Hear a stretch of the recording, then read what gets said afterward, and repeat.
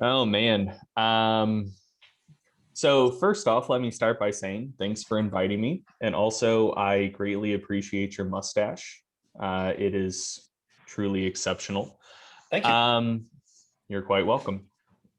Uh, so yeah, what I look for in research generally, I mean the first thing I will look at when I pull up a paper is um, is there a clearly stated purpose? Is there a clearly stated hypothesis?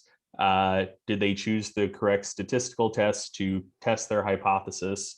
Did they design a study that will actually answer the research question they're trying to answer? And do they clearly report all of their results? Which I mean, that should theoretically be a relatively low bar to clear, but it is a bar that a lot of studies don't clear. So, I mean, that's the first thing I look at. Um, and I mean, like that's ultimately the name of the game. So, you know, if you have an interesting research question, you design an adequate study to answer it, and you clearly report your results. You know, beyond that, the rest of the paper is mostly just contextualization and interpretation, which sometimes I agree with, sometimes I disagree with. But honestly, in my opinion, that's kind of the fluff. Like the meat of the article is, you know, the methods, the results, and that's about it. So I mean, that's what I go to first when reading a study and evaluating the quality of a study. Um, in terms of review papers specifically, a few things to keep in mind. First is to note what type of review it is. So, is it a narrative review? Is it a systematic review? Or is it a systematic review with meta analysis? So, I'm sure, I think your students call you Dr. Lane. Please just call me. Okay. Eric has told me that you are markedly smarter than him, and I'm not as smart as Eric, so we do not need surnames. Okay. Fair enough. So yeah, I'm sure Mike has told all of you the difference between different types of reviews. So you know, I'll just skip that. But so when evaluating a narrative review, honestly, it's tough if you don't already know the area of research fairly well. Um, a really, really well done narrative review can be very, very valuable. Um, but the thing is, like, since there aren't systematic criteria that it's based on, it's sometimes it can basically just turn into like an op-ed, which isn't great. So for an example of a really, really well done narrative review, like it feels like every 2 years, Stu Phillips's group puts out a narrative review about the general nutrition and resistance training factors that contribute to muscle hypertrophy. They're all fairly similar and they're all pretty good. So those are well done narrative reviews. For some kind of poorly done narrative reviews, I haven't seen one of these recently, but there for about an 18-month stretch, like every 3 months or so. Dang it, I'm blanking on his name. The dude from South Africa who did really, really good hydration work back in the day. It doesn't matter. Blanking on his name. Anyway, he would write what amounted to an op-ed. Yeah, yeah, Tim Noakes. He would write what basically amounted to an op-ed, just like saying, "Oh, keto is actually the best diet for athletes." Like every 3 months in BJSM, and those were all pretty bad narrative reviews.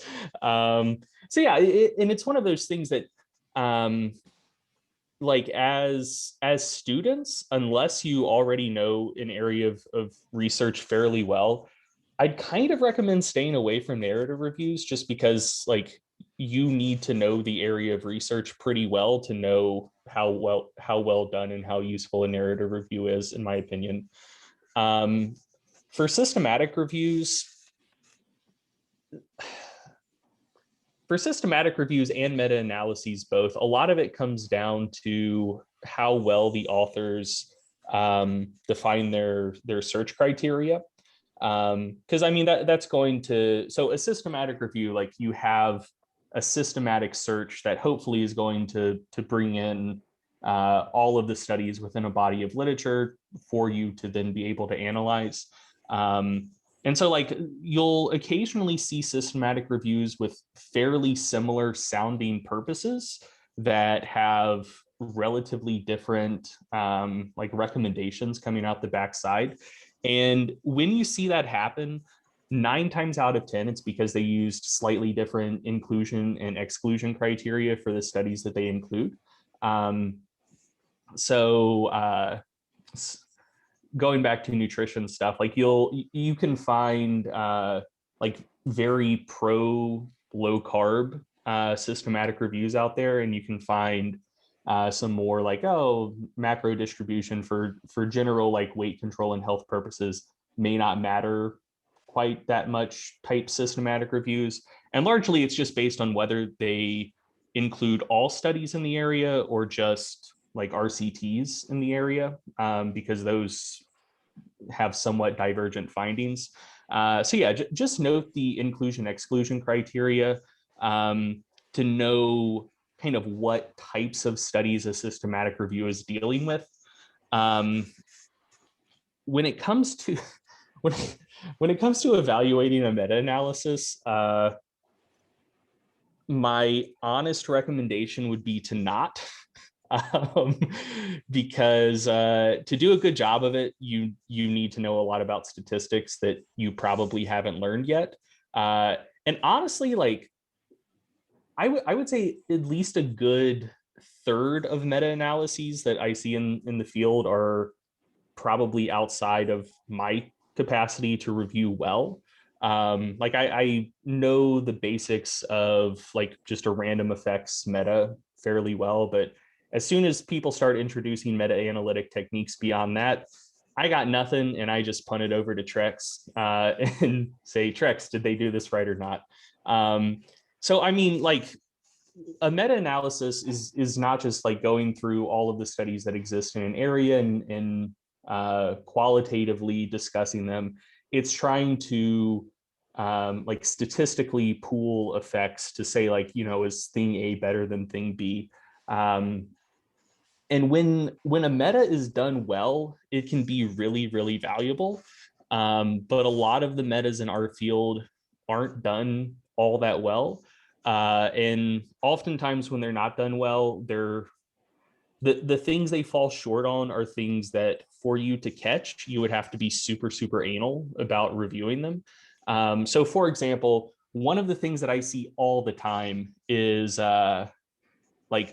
so when you're computing a standardized mean difference to go into a meta-analysis, it's generally a Cohen's d or a Hedges g, which is just like a standardized effect size that's a mean difference divided by generally a pooled standard deviation.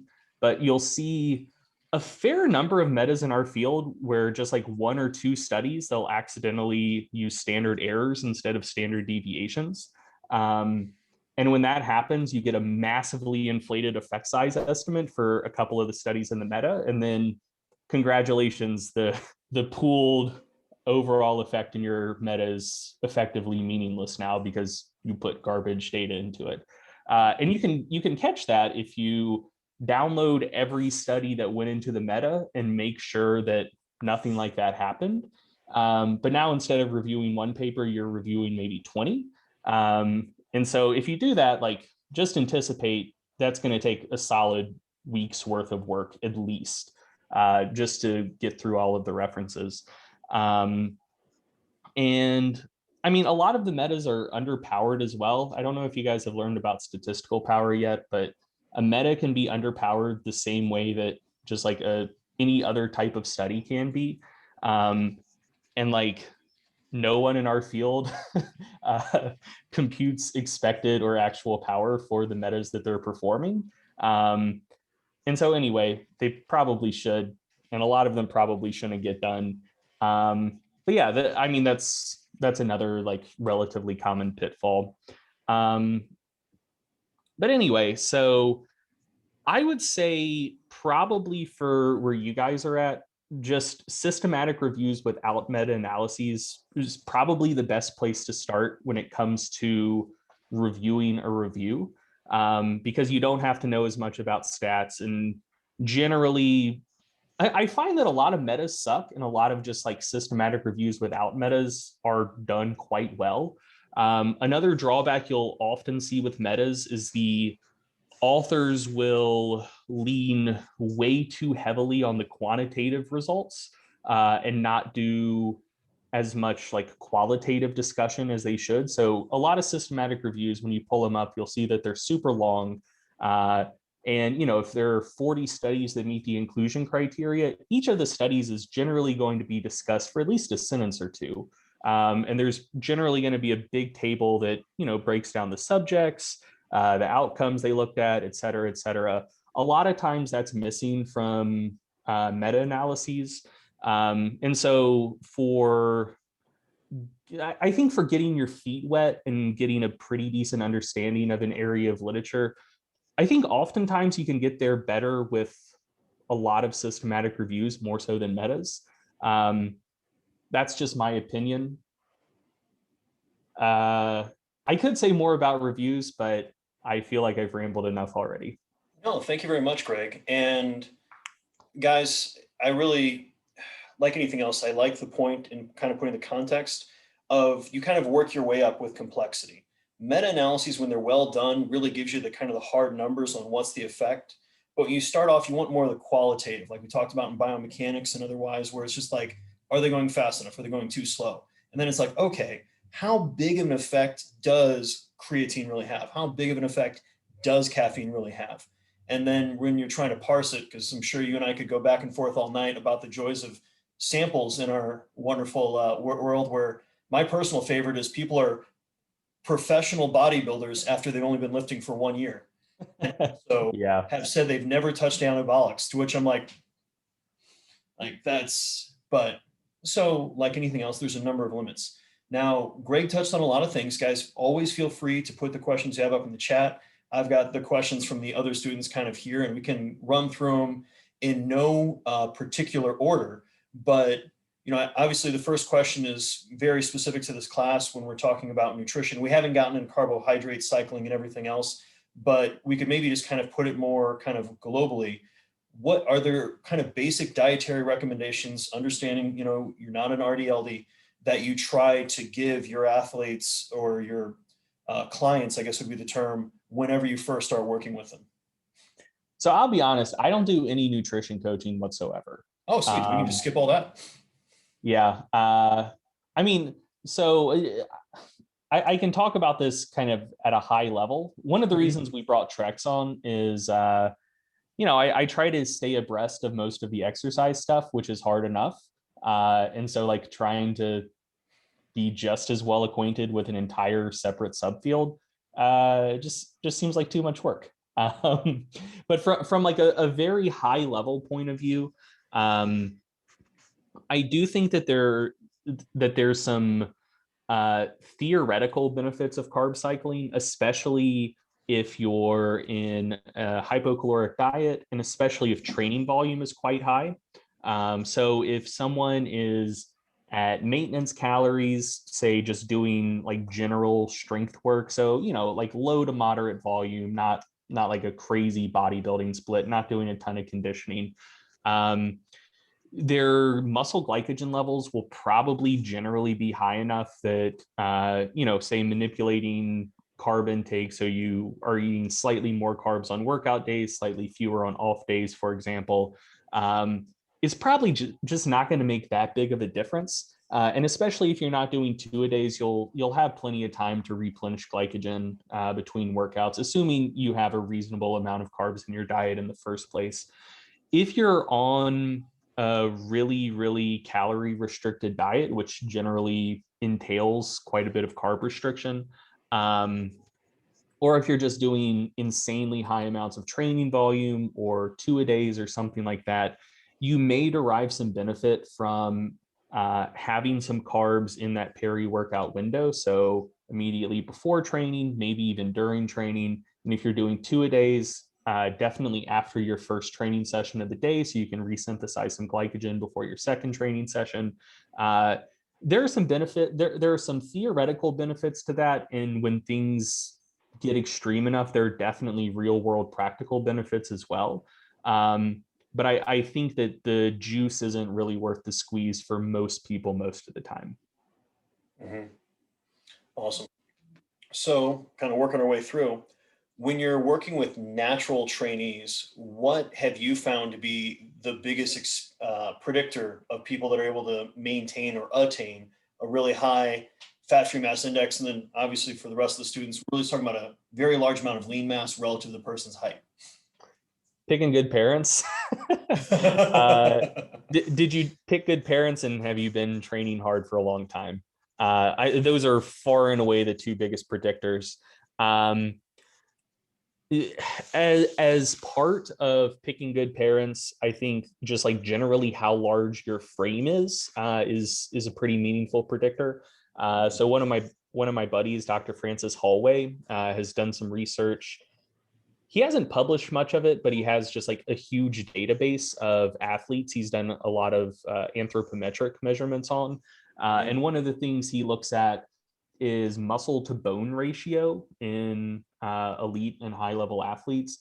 And so he's taking like tape measure type measurements to estimate wet bone mass. So this would be different than like total bone mineral content that you might see on a DEXA.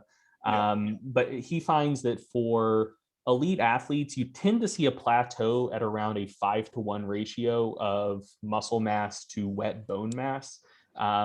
With some really, really elite athletes getting up in the 6-to-1 range, but not really much past that. So part of picking good parents for attaining a really high fat-free mass index is just, do you got a lot of bone? Like, are you big? Do you have broad shoulders? Do you have relatively wide hips that you can put on a lot of muscle around? So that seems to be a meaningful predictor that you wouldn't necessarily have to get like genetic tested for. Mm-hmm. Is that, you're talking about like the 26 site anthropometric measurements for bone wet weight? Yeah. Estimation? Oh God, we have a DEXA scanner, so we obviously run a different approach. That's impressive. Francis is way more patient than I would ever be. Yeah, because I know that a lot of people try to boil it down to just the wrist and the ankle and then extrapolate, which, to be fair, at least it's fast, but Nice. So now kind of thinking more globally back to your undergrad, which was that 2 or 3 decades ago now? It wasn't that long ago, man. I graduated 6.5 years ago. Awesome, man. May 2014. But what are the biggest concepts that you still utilize from biomechanics? Not obviously thinking about doing projectile motion, but more of your just kind of built into how you coach and how you approach your own training. Oh man. So let's see. So some of the basic ones are mostly just like evaluating if people are getting into a really bad position in the sticking points of their lifts. So two of the main ones that I see from time to time, especially among lifters who aren't particularly experienced, is in the bench press. One of the ways people will get themselves into trouble is like if you're bench pressing for powerlifting, you're generally trying to limit range of motion as much as is either humanly possible or comfortably feasible, depending on your general approach to technique. But so you're touching relatively low on your torso, like generally around your xiphoid process or even slightly below that. And so you need to get the bar back over your shoulders or throat area to lock out. And so the most efficient bar path there is kind of a J path. So when you drive the bar up off your chest, you want it to come up, but you also want it to come back towards your upper chest and neck.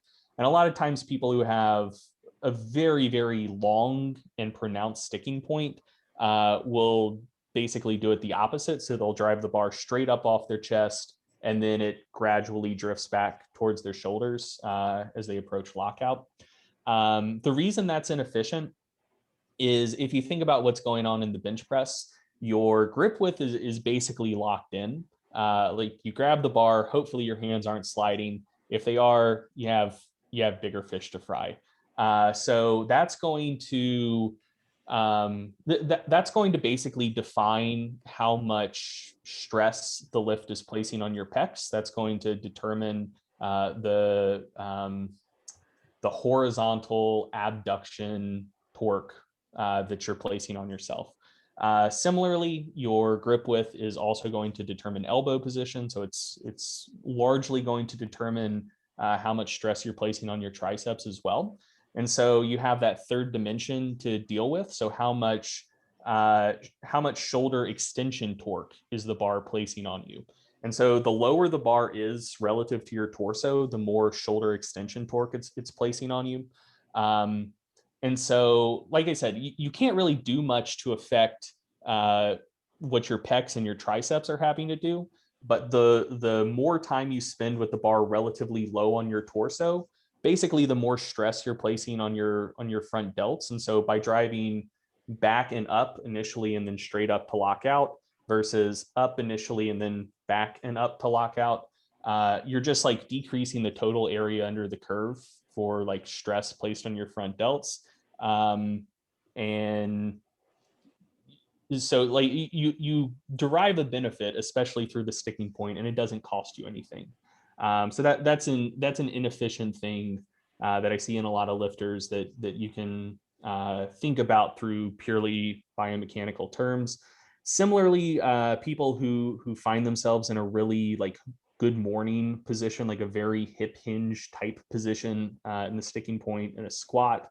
One of the so I think that you know, in general, that's a position you want to avoid, but I think you can use biomechanical reasoning to think about why you would wind up in that position. So a lot of times people assume that they wind up in that position because their hip extensors are too weak. So basically you're coming up out of the hole and your hips aren't extending as fast as they quote unquote should. And so you wind up basically getting folded halfway over and then needing to do a good morning to complete the lift. But the breakdown in that logic there is like, before you fail, you do complete the lift. So you're putting yourself in a position where you're placing a ton of stress on your hip extensors, but you're still able to complete the lift. What's actually going on there, I think for most people, more often than not, if it's not just like purely a technical issue, is I think that's indicative of having weak quads. Because essentially what's going on is as you come up out of the hole, your knees extend too fast. And when that happens, your knees are shifting back quickly. And so that's very rapidly decreasing the knee extension torque you need to produce to keep standing up. So basically, your body is shifting stress away from your quads as quickly as possible and shifting it to your hip extensors. And so anyway, like you can, when you see that more often than not, it's generally either someone who just hasn't learned technique well, or if they know like if they're relatively experienced but they're still doing that, it generally means they have weak quads. So that's another thing that you can kind of get at through like undergrad level biomechanical reasoning. Mm-hmm. Awesome, bud. And so then kind of the same thing towards exercise physiology.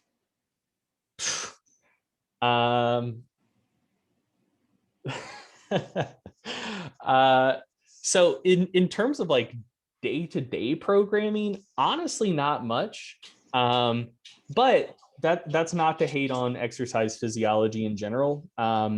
The program I went to was very, very like aerobic physiology dominant.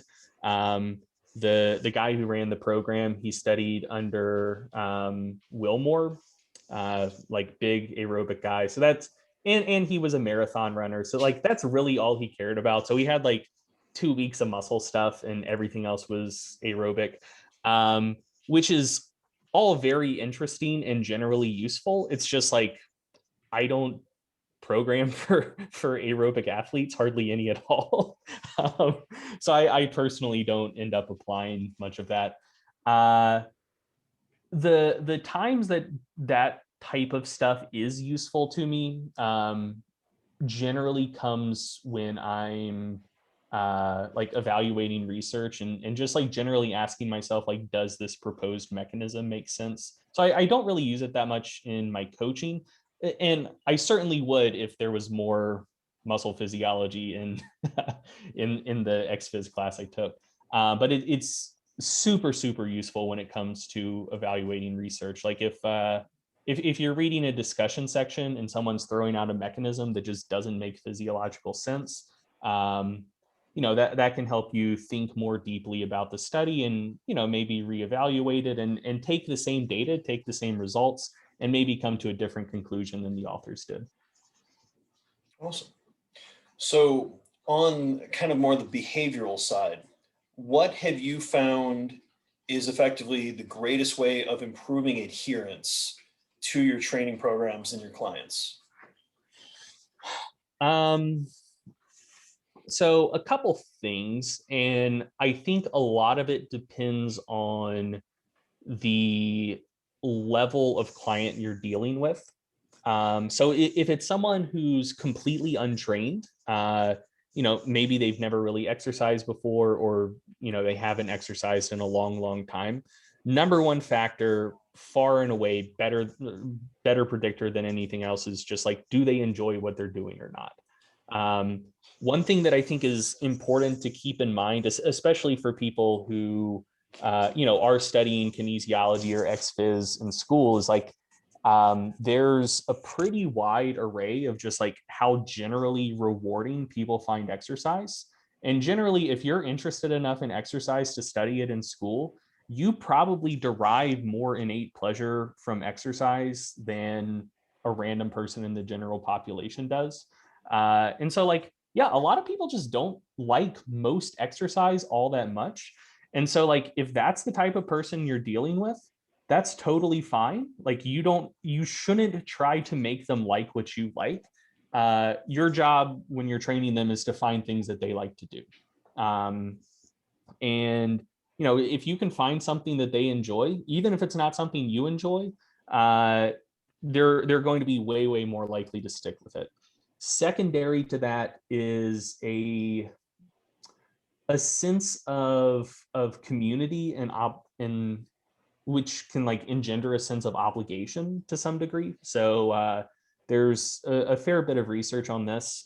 Both exercise interventions and nutrition interventions, if there's some sort of group or community component, generally you see a lot better adherence than if it's just like one person going it alone. So, if you can get a training partner, if you can join like a group exercise program where, it's not just like loud music playing the whole time with like one instructor yelling at you, but it's kind of more like what CrossFit does, where there is like a genuine community aspect to it.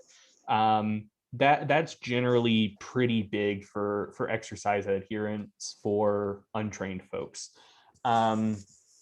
For people who are, yeah, I mean, it is somewhat cult-like, and that's not a bad thing ultimately.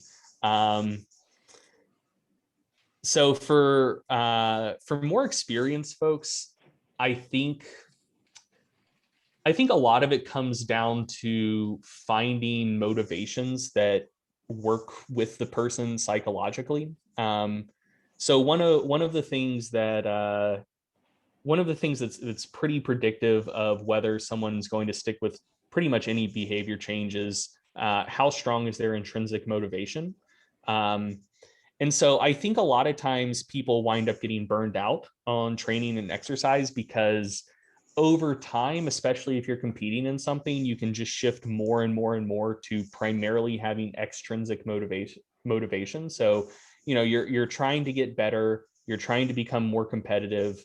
And just like over time, you start not actually liking training anymore, not really liking your sport anymore. And so I think one of the things that's fairly important is recognizing that like people who already have an exercise habit aren't like a fundamentally different species than people who don't exercise.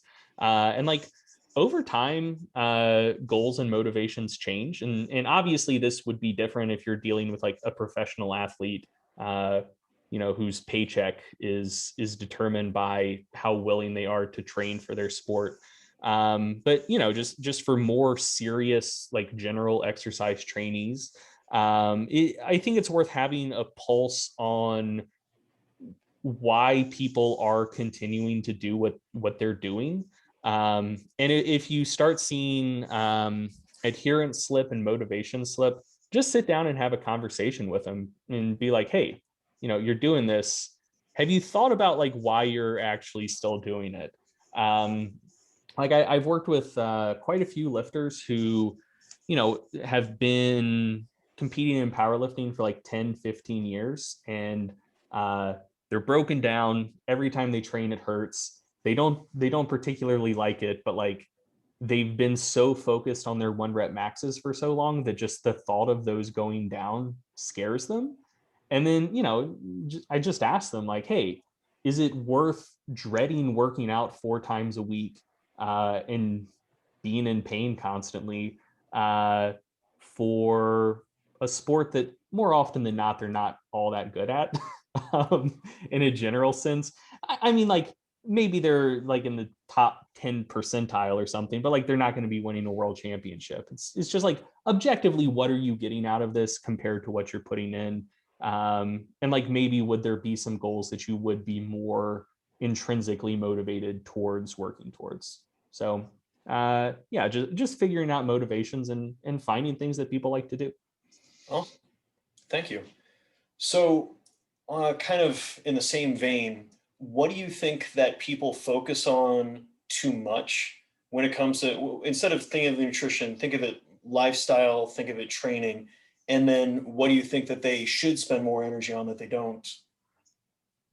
Mm.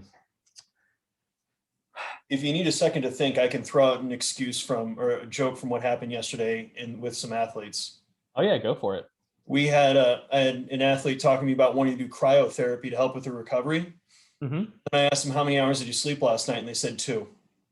What do you have for breakfast? I didn't eat breakfast. Like, Yeah. Yeah, I mean, like I think that gets to the heart of it. Just in general, like majoring in the minors too much. There's a virtually limitless number of things that you could do that might make your diet a little bit better, or might make your training program a little bit better, or might improve your recovery from training a little bit. Um, but I mean, like ultimately, it comes down to like, are you putting adequate effort into your workouts? Are you consuming a generally decent amount of calories and protein? And are you resting and specifically sleeping enough? And, is it generally like pretty high quality sleep? And like once you are kind of dealing with those big rocks on a consistent basis, then like, yeah, if there's like some off the wall thing you want to give a shot, knock yourself out. But those big things are going to account for in excess of 90% of the results you're going to see. So yeah, just making sure that those things are taken care of first. And I find that especially with young athletes, the sleep is the big one. Like, you can futz around with like contrast showers or compression garments or whatever you want, but like if you're sleeping 6 hours a night, just sleep more. Like that's going to do more for you than anything else. awesome. So, switching gears, just for fun, who's your favorite athlete of all time? Favorite athlete. And it doesn't have to be like, you only get to pick one, but like who comes to mind? uh do you consider people who compete in esports athletes? Yes, they don't have issues with CTE. Okay, so probably favorite athlete would be the Super Smash Brothers Melee player Mango. Uh, his Falco's so fucking swag, and he's just a very entertaining person. For kind of more conventional sports, I'm a big fan of Alexander Karelin, the Greco-Roman wrestler. He was so good and so dominant, it doesn't even make sense. Like his career record was something like 883 wins and 2 losses. Um, During that span, I think he went 6 years without anyone even scoring a point on him. And at one point in his career, he won. It was either a European championship or a world championship with a completely ruptured pec. Like his yeah, it was a world championship because he ruptured his pec during Europeans. Uh, and there wasn't enough time for him to get surgery to reattach his pec before Worlds. And your pecs are very important in Greco-Roman wrestling because you mainly score points and win matches by bear hugging people and throwing them, which uses your pecs a lot. So not only was he massively undersized, he competed at heavyweight and was one of the lightest heavyweights in the world. He won a world championship without a pec, which is absolutely insane. So yeah, one of the most dominant individual athletes ever that way more people should know about. Okay, I'm sorry. Now that I know you're a fanboy of, I always call it Carolyn. So obviously, thank you for the correct pronunciation. Oh, you're probably right. Dude, his tosses. Now, guys, the Carolyn toss is literally a 300-pound human who's flat on the ground that does not want to be picked up. And I've done strongman. A 300-pound stone doesn't like to move, much less the idea of a sweaty human. You're trying to do that. He'd pick them up and then throw them over his shoulder to score points. It is. Well, I mean, like that's one of the main ways you score points in Greco-Roman, but it's just like heavyweights don't toss people because other heavyweights are heavy. Like that's generally something that like lightweights and middleweights would do. He was just the one dude who was strong enough to do that in the heavyweight division, and he absolutely dominated because of it. So strong. That's. I'm glad we have the fact that Roland Gardner was the guy that beat him is a little anticlimactic, you know?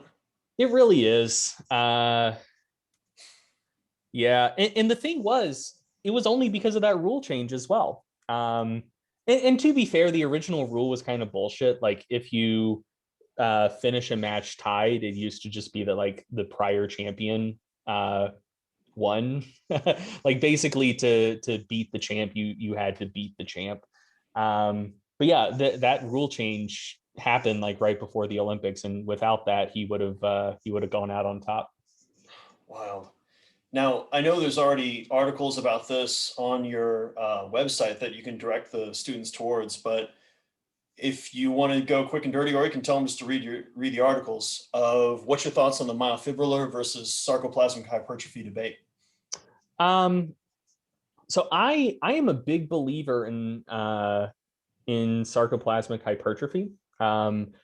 I think it exists. The question is just so partially it's going to come down to how you define terms.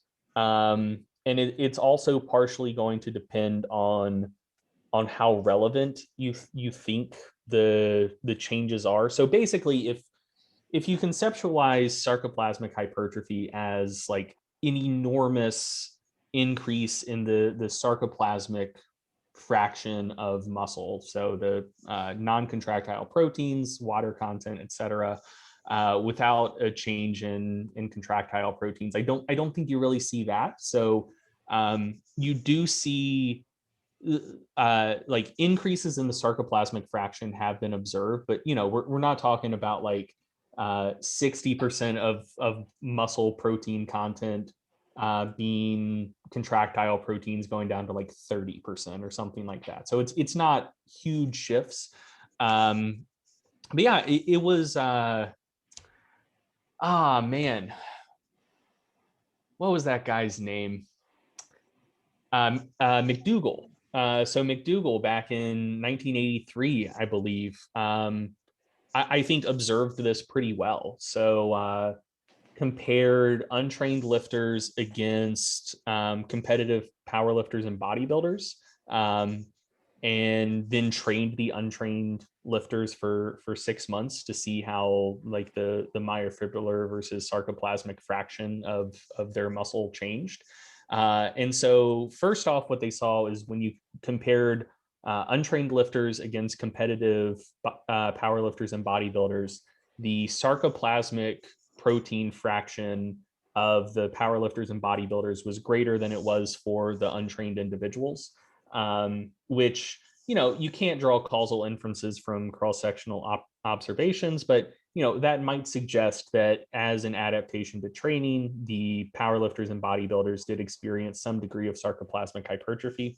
And then what they saw in the untrained lifters when they trained them for 6 months is, I don't remember if there was a statistically significant decrease in the myofibrillar protein fraction of the muscles, but the nominal mean moved in that direction. So a slight decrease in the myofibrillar protein fraction, slight increase in the sarcoplasmic fraction. And it was more recently observed with more direct methods from one of our coaches at Stronger by Science, Cody Hahn, as part of his doctoral research. Fairly large changes fairly large increases in sarcoplasmic hypertrophy in just 6 weeks in some relatively well-trained dudes doing crazy high volumes of squats.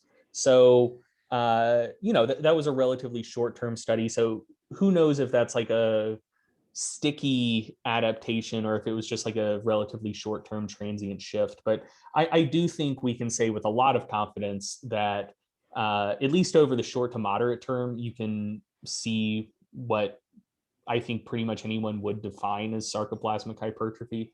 I think over the long term, it may occur, but probably not to a degree that you really need to think about it or worry about it too much. And I think that it mechanistically makes sense. So Mike Roberts and those folks down at Auburn, which is where Cody did his doctoral research. One of their propositions is that it might be kind of a preparatory step for myofibrillar hypertrophy. So basically, like you get you get an increase in fiber size driven by largely expansion of the sarcoplasmic protein pool that draws water in.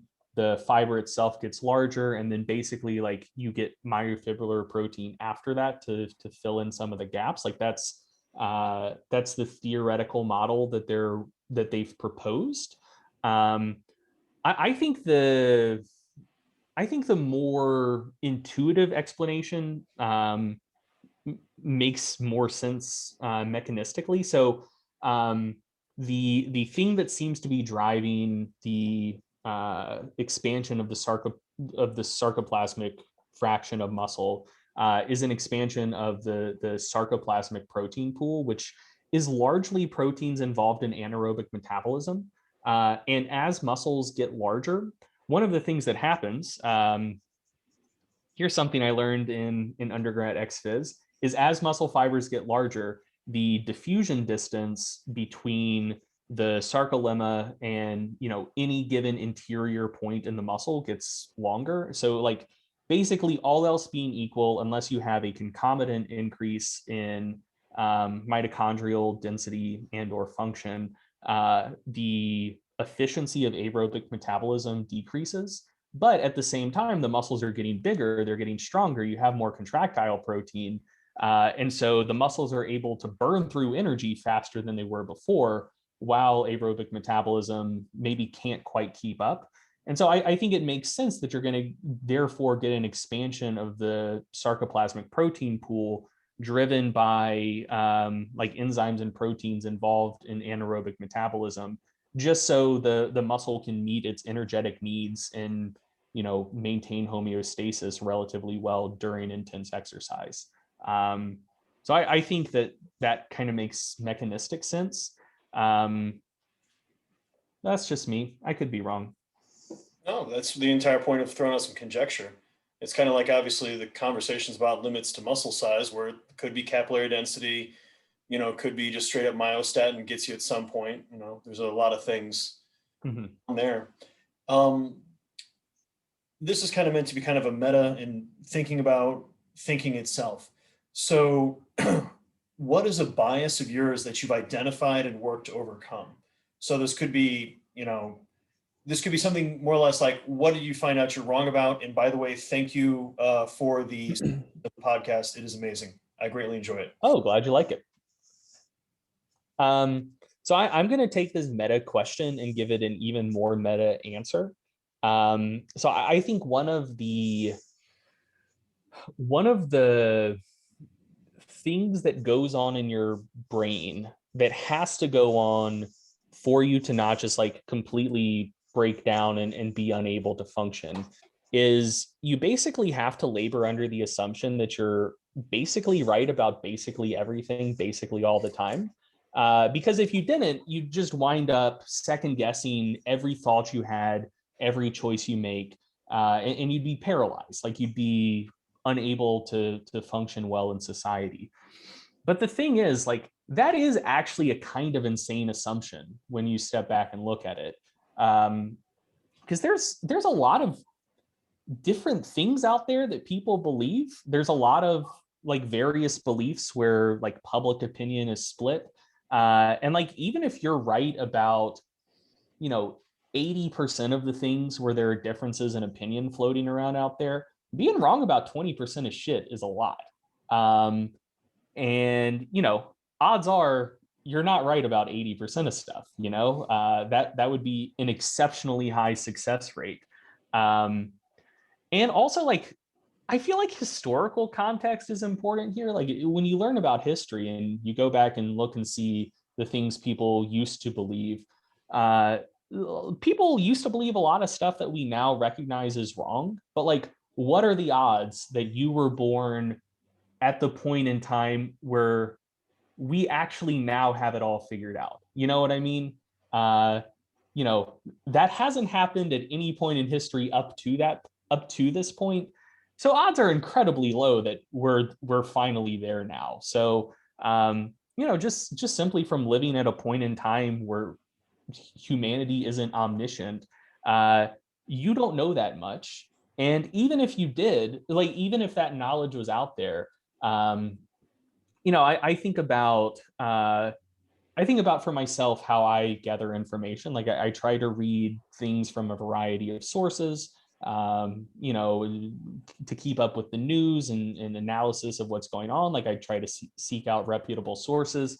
But one of the things that has shaken my confidence in what I can know about things going on in the world is like, now that I know enough about exercise that like I wouldn't even I wouldn't even joke that I'm anywhere close to like a world leading expert when it comes to exercise and resistance training. But like I think I know enough to consider myself like a small E expert. Like I know more than most people.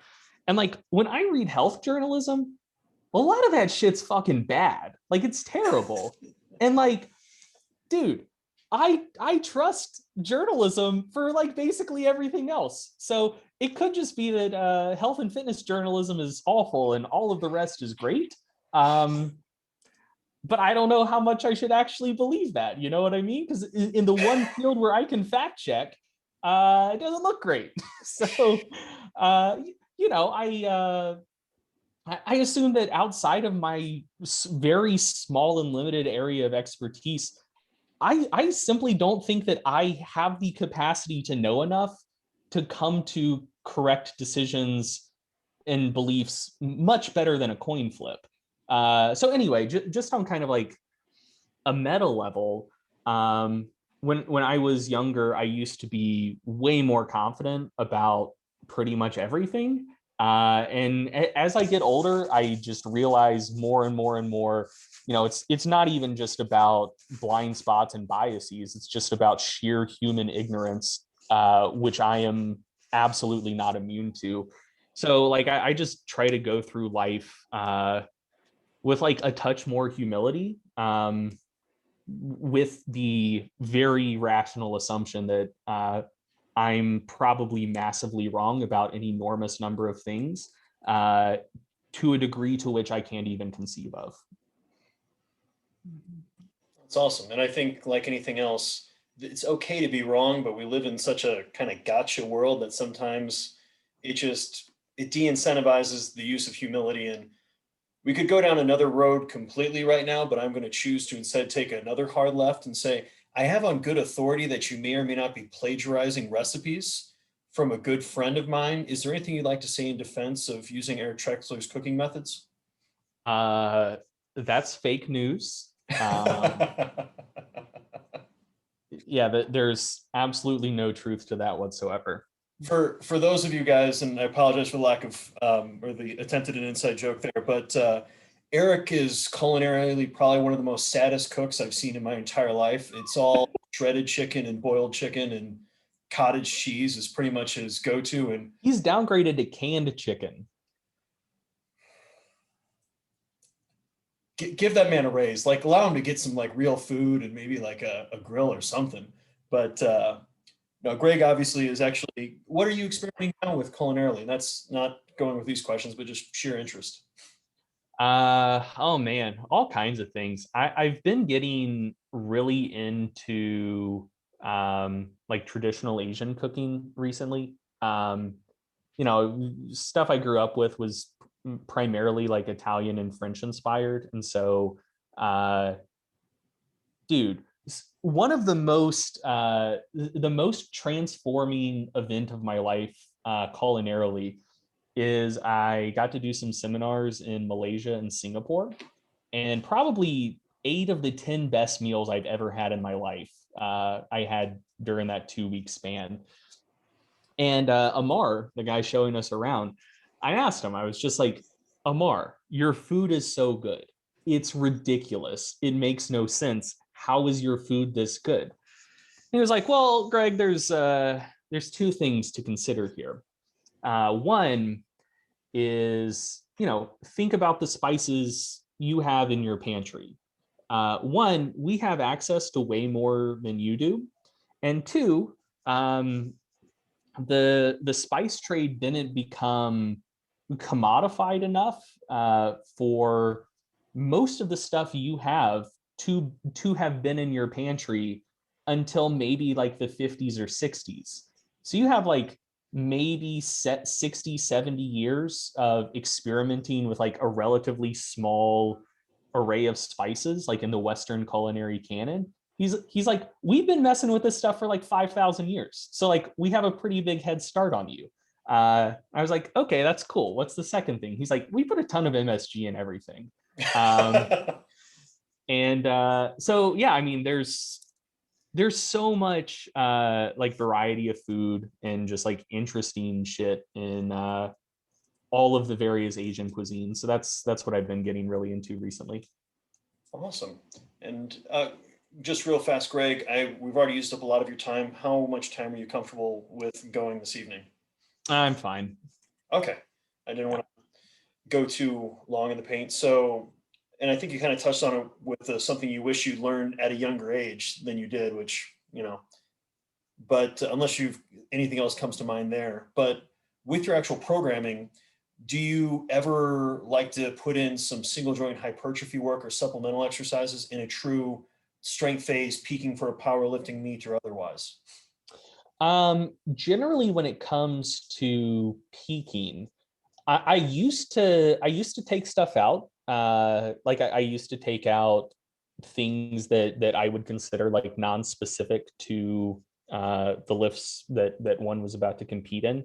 I tend to not do that as much anymore. So one of the things that's changed with me as I've coached more is I, I try to rely a little bit less on theory and more on just empirical results. And not necessarily like empirical results from research, but just empirical results I see with the people I work with. Because one of the things you'll notice when you read research is when you see crossover studies, you tend to not see condition effects. Like if they plot individual participant responses, you tend to not see just like straight lines from one condition to the other. Like you often see quite a bit of variability. So things that like work pretty well for one person may not work particularly well for someone else, which is one of the reasons why I try to impress on people. You shouldn't base all of your programming decisions on things you have a citation for. Like a lot of it comes down to things you've observed in the athletes you're working with over time. Because a phrase, I forget who I heard this from, but a phrase I really like is research leads to me search. So published research tends to tell you what works pretty well on average for most individuals. And that's a really, really good starting point. But that may not necessarily be what works best for you or what works best for a particular client. And so if you've been working with someone for a while, or if I've been working with someone for a while, and I noticed that like, hey, on like this particular type of training cycle that they're doing now that they've done in the past, generally they're pretty strong at the end of it. Like they're capable and ready to hit PRs. But that training cycle may include some single joint hypertrophy work. But like I can look back at the training cycles and realize like, they're either at a new PR level or very, very close to old PR levels very predictably after this cycle of training. And so, bird in the hand is worth two in the bush, baby. Like, I know that they're going to roll into a meet and perform pretty well if they test their lifts at the end of that particular type of training cycle. Whereas, like, if I start removing lifts or start messing with stuff, that's throwing variables into the mix that I haven't tested yet. And I don't want to do that because then I'm relying on theory instead of the empirical results that I've noticed over time in that particular athlete. Now, if it's someone who I've been working with for a long time, who I have like a fair bit of trust with, what we'll do is during the off season, we'll try different approaches to peaking.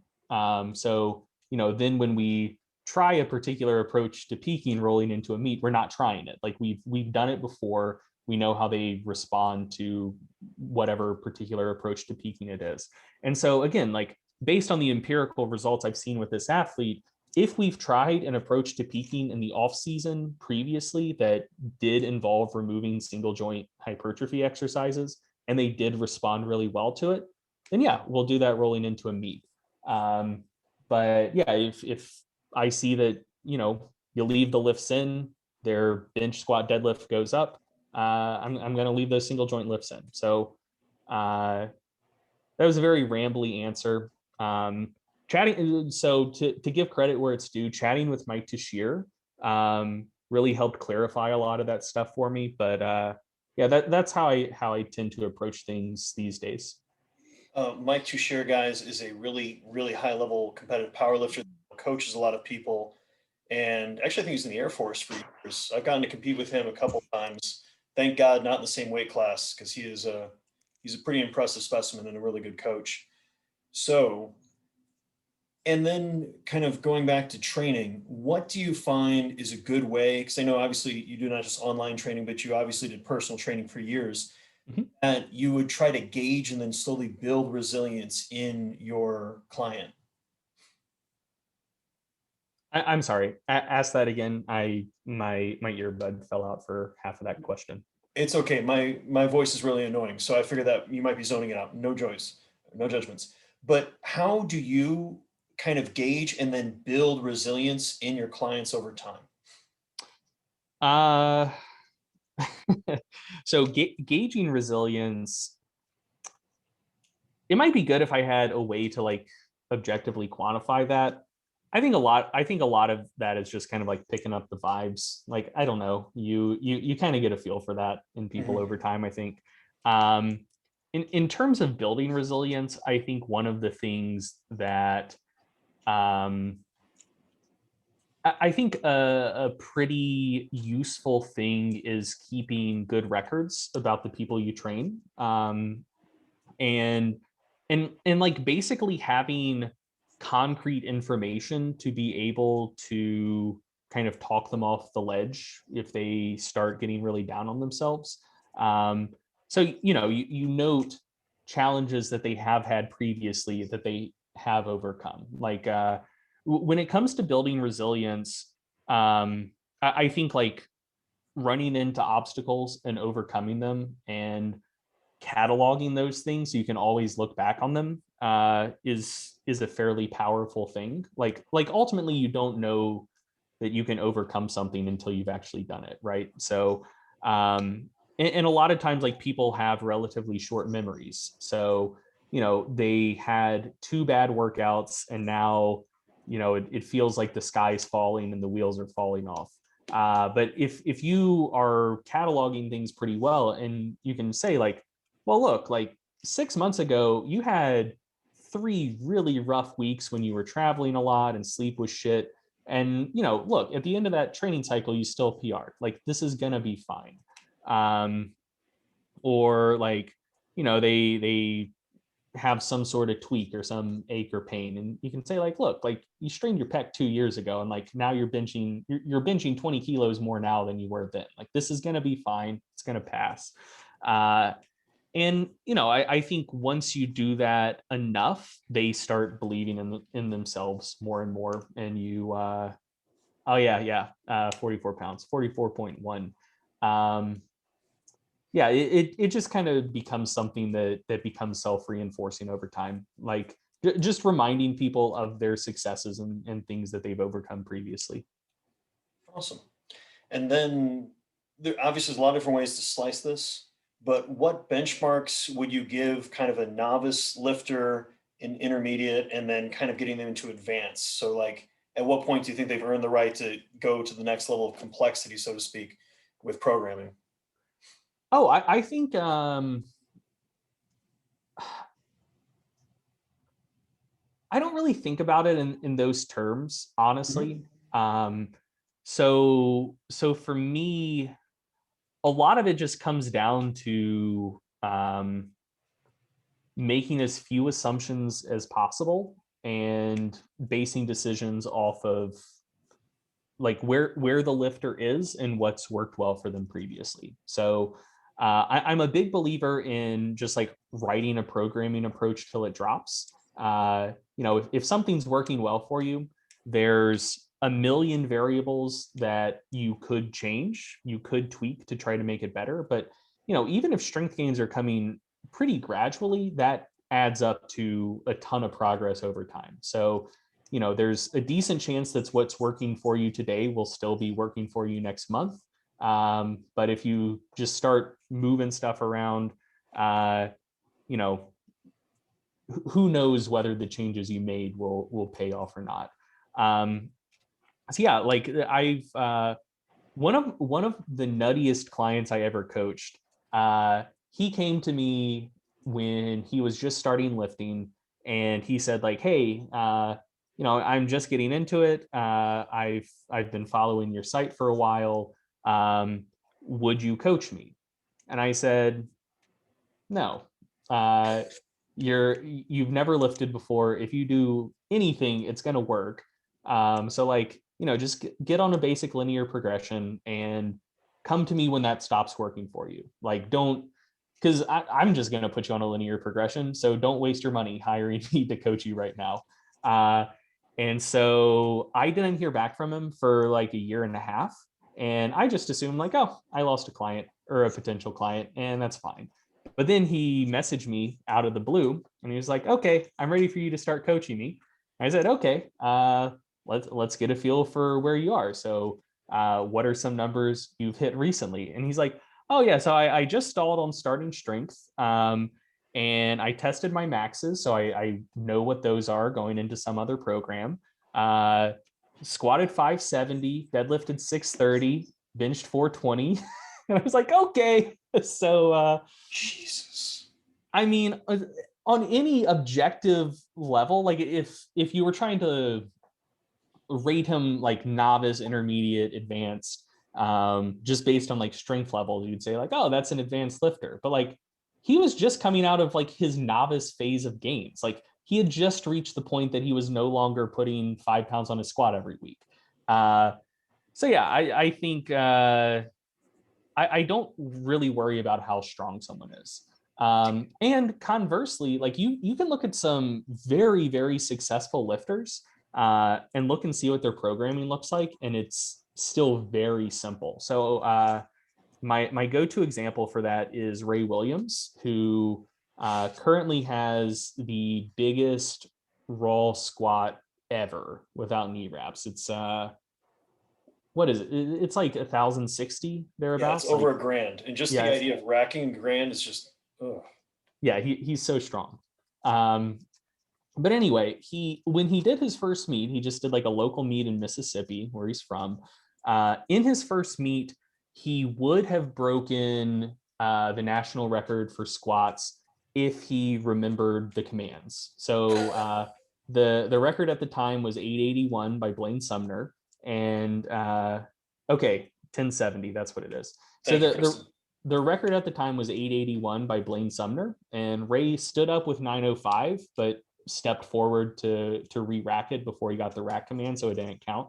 Yeah, his first meet, he was already the strongest squatter in the country. There was an interview with him after that, and he's like, "Hey, what did your squat programming look like to build up to this enormous weight?" And he's like, well, the bar at my gym could only hold 750.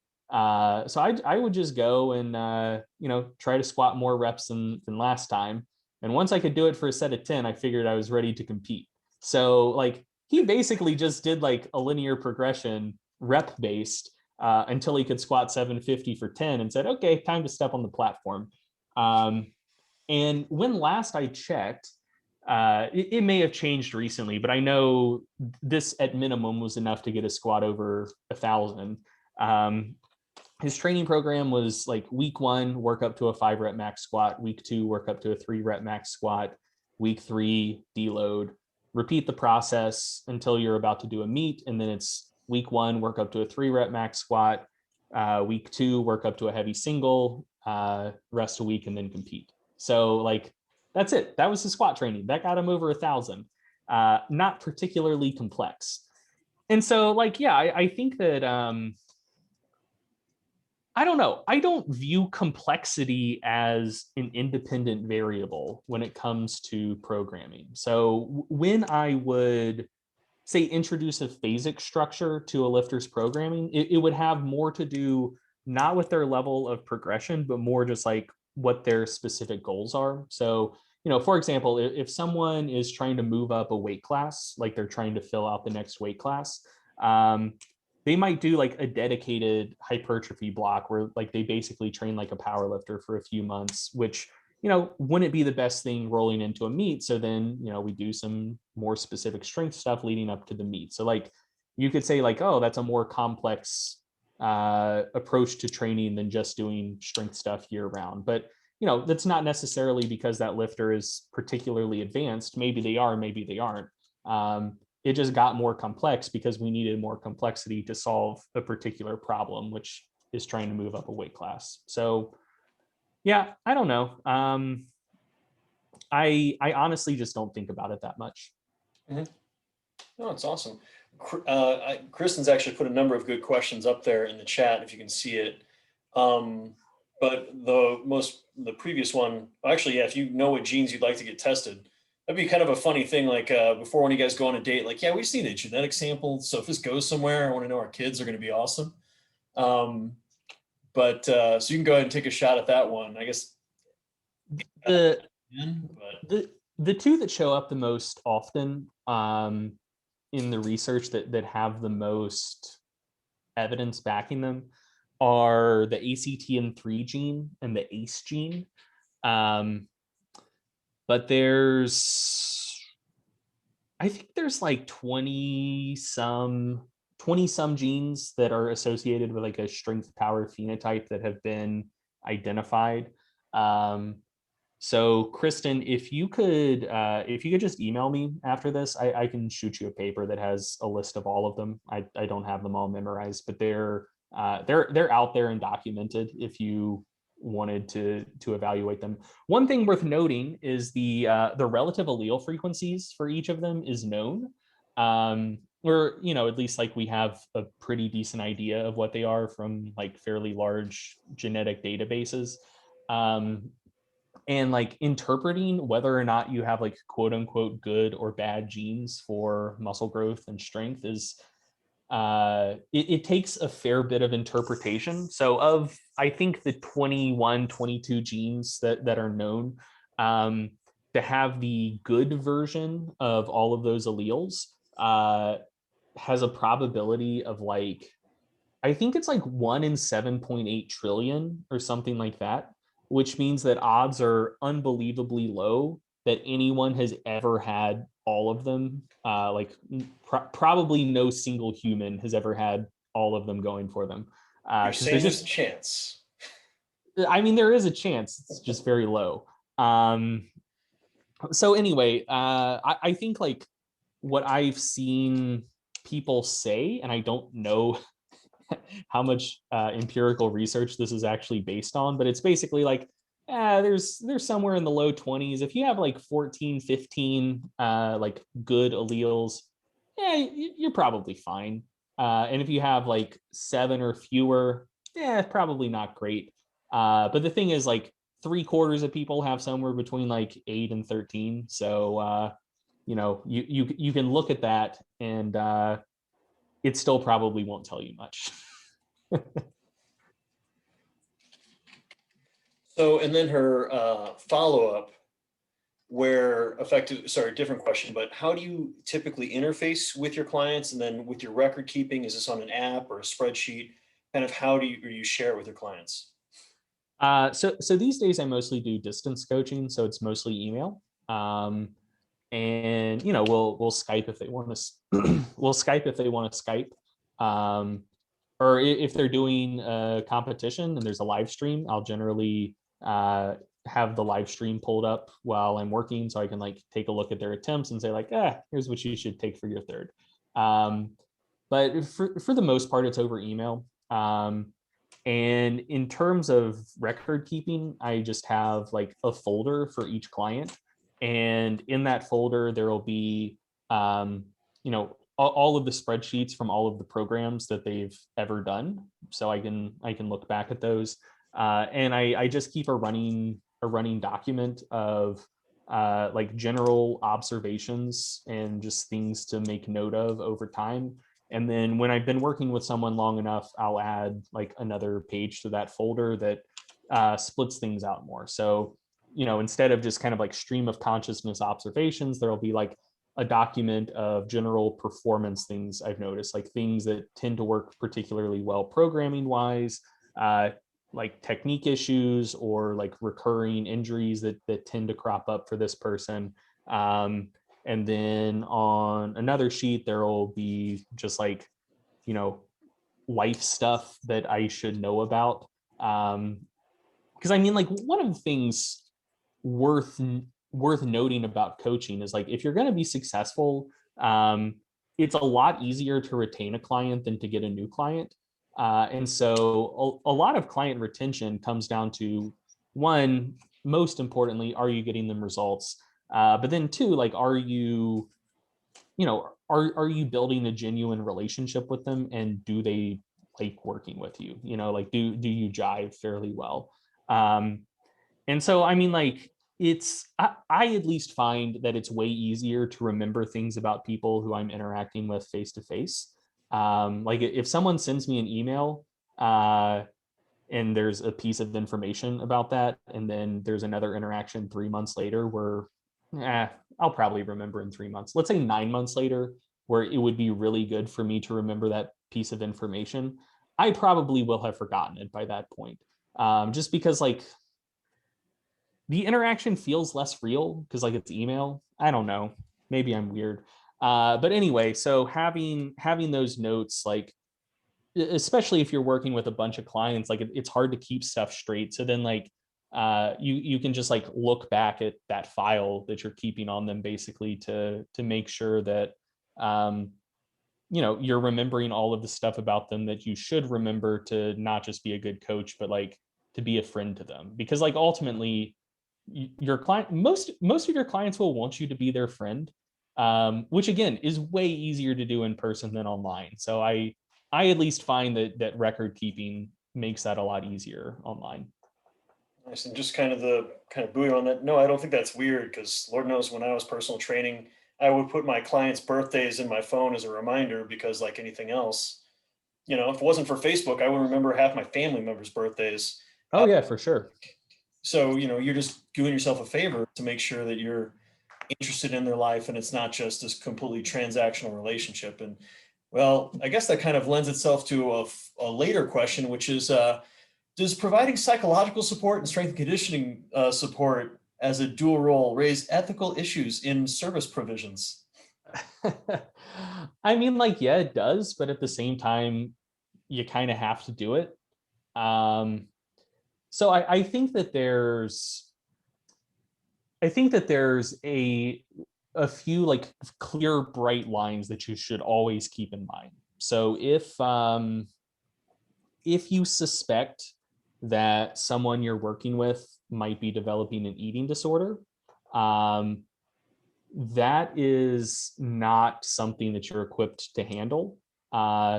And you need to have a pretty good relationship with them before you can really like broach that subject in a way that's not going to basically scare them away. Because a lot of people who have eating disorders are in denial about it.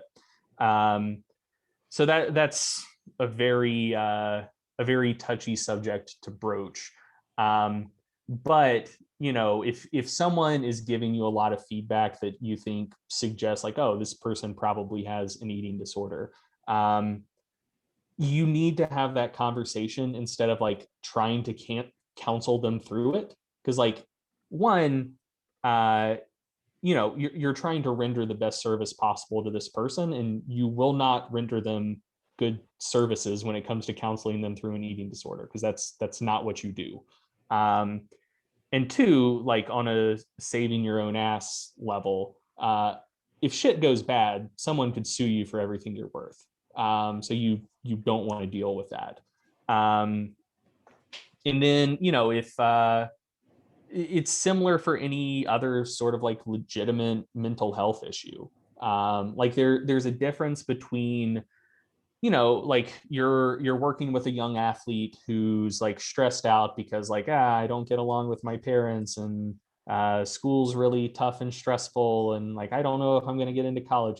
There's a difference between that and someone who's like legitimately depressed or dealing with like very significant anxiety, or like if you work with like military folks, like someone dealing with PTSD, like you're not equipped to deal with any of that. um, and so once it goes beyond, in my opinion, once it goes beyond basically trying to motivate people and keep them in a good upbeat mood for exercise, and to help them develop good habits around exercise and nutrition, like that's stuff that coaches should be able to do. Once it starts getting towards the more serious stuff, uh, you need to know not to touch that.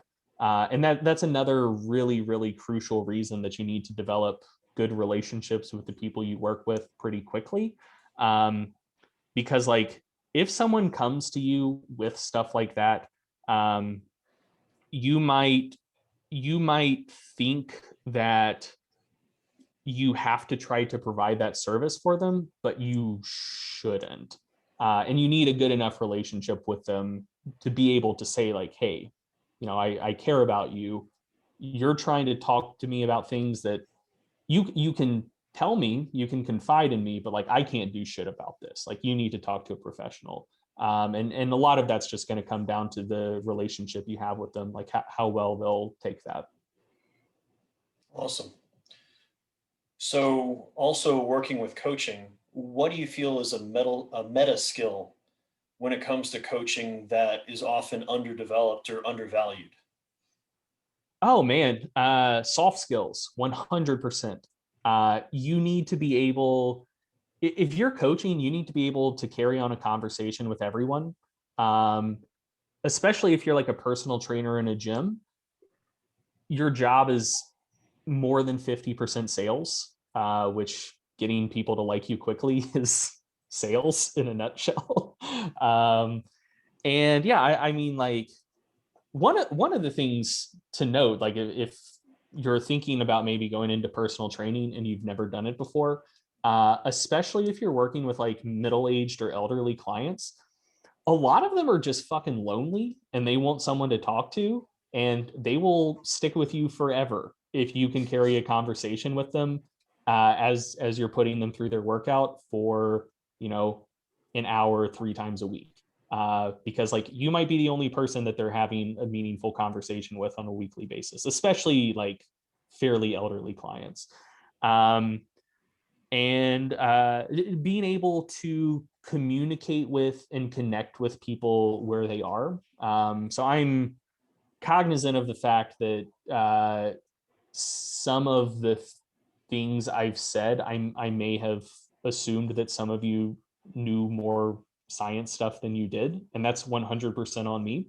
Um, if we were, if any of you were my clients, one of the things I would start with basically is making sure that I could communicate fitness stuff on a level that you would get. So like a lot of that during the sign up process would just be like having a conversation, like, hey, like what are your goals? What type of training have you done previously, et cetera, et cetera. And hear the language that they're giving to you so you can mirror that back to them. Like if someone says like, hey, I'm trying to tone up my arms, and you say like, okay, we're doing hypertrophy work for your triceps, you've lost them probably. You say like, oh, we're gonna do skull crushers because that'll help you tone your arms. Like that is a crucial soft skill, and I think a lot of people ironically, I think a lot of people who don't have an exercise science education are way better at that than people who do. Because I think a lot of times you think you'll get on better with your clients if you convince your clients that you're smart. But the thing is, like, they're not opening their wallet for you unless they already think that you know what you're doing well enough to help them accomplish what they want to accomplish. Like that shouldn't be the hurdle you're trying to clear. So yeah, don't try to convince people you're smart. Meet them at their level, be able to carry on a conversation. Um, one of the things that one of the things I also think that a lot of like young people coming out of school struggle with is like trying to be cool, I guess. So especially if you're like a personal trainer in a gym and maybe like a lot of the other personal trainers are around your age, maybe you're friends with them, you know, maybe you go out for drinks after work, whatever. Um, you know, you might feel pressure to like for your peers there in your place of business to think that you're cool. And so like that might make you think that like, oh, maybe it's not cool to you know, interact with a 60-year-old woman in a way that makes her feel engaged and comfortable.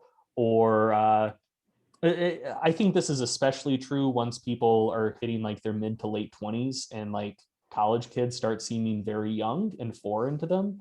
And it's like, oh man, if I tried to meet a you know, high school or college age kid where they're at, I'm either going to come across as like super cringe, or if I do it too well, people my age will think that I'm a fucking weirdo. Um, I think part of it is knowing yourself well enough to know how to navigate that. Because like young people can be scary. Because you've spent your whole life observing people who are older than you and getting an idea of how they interact.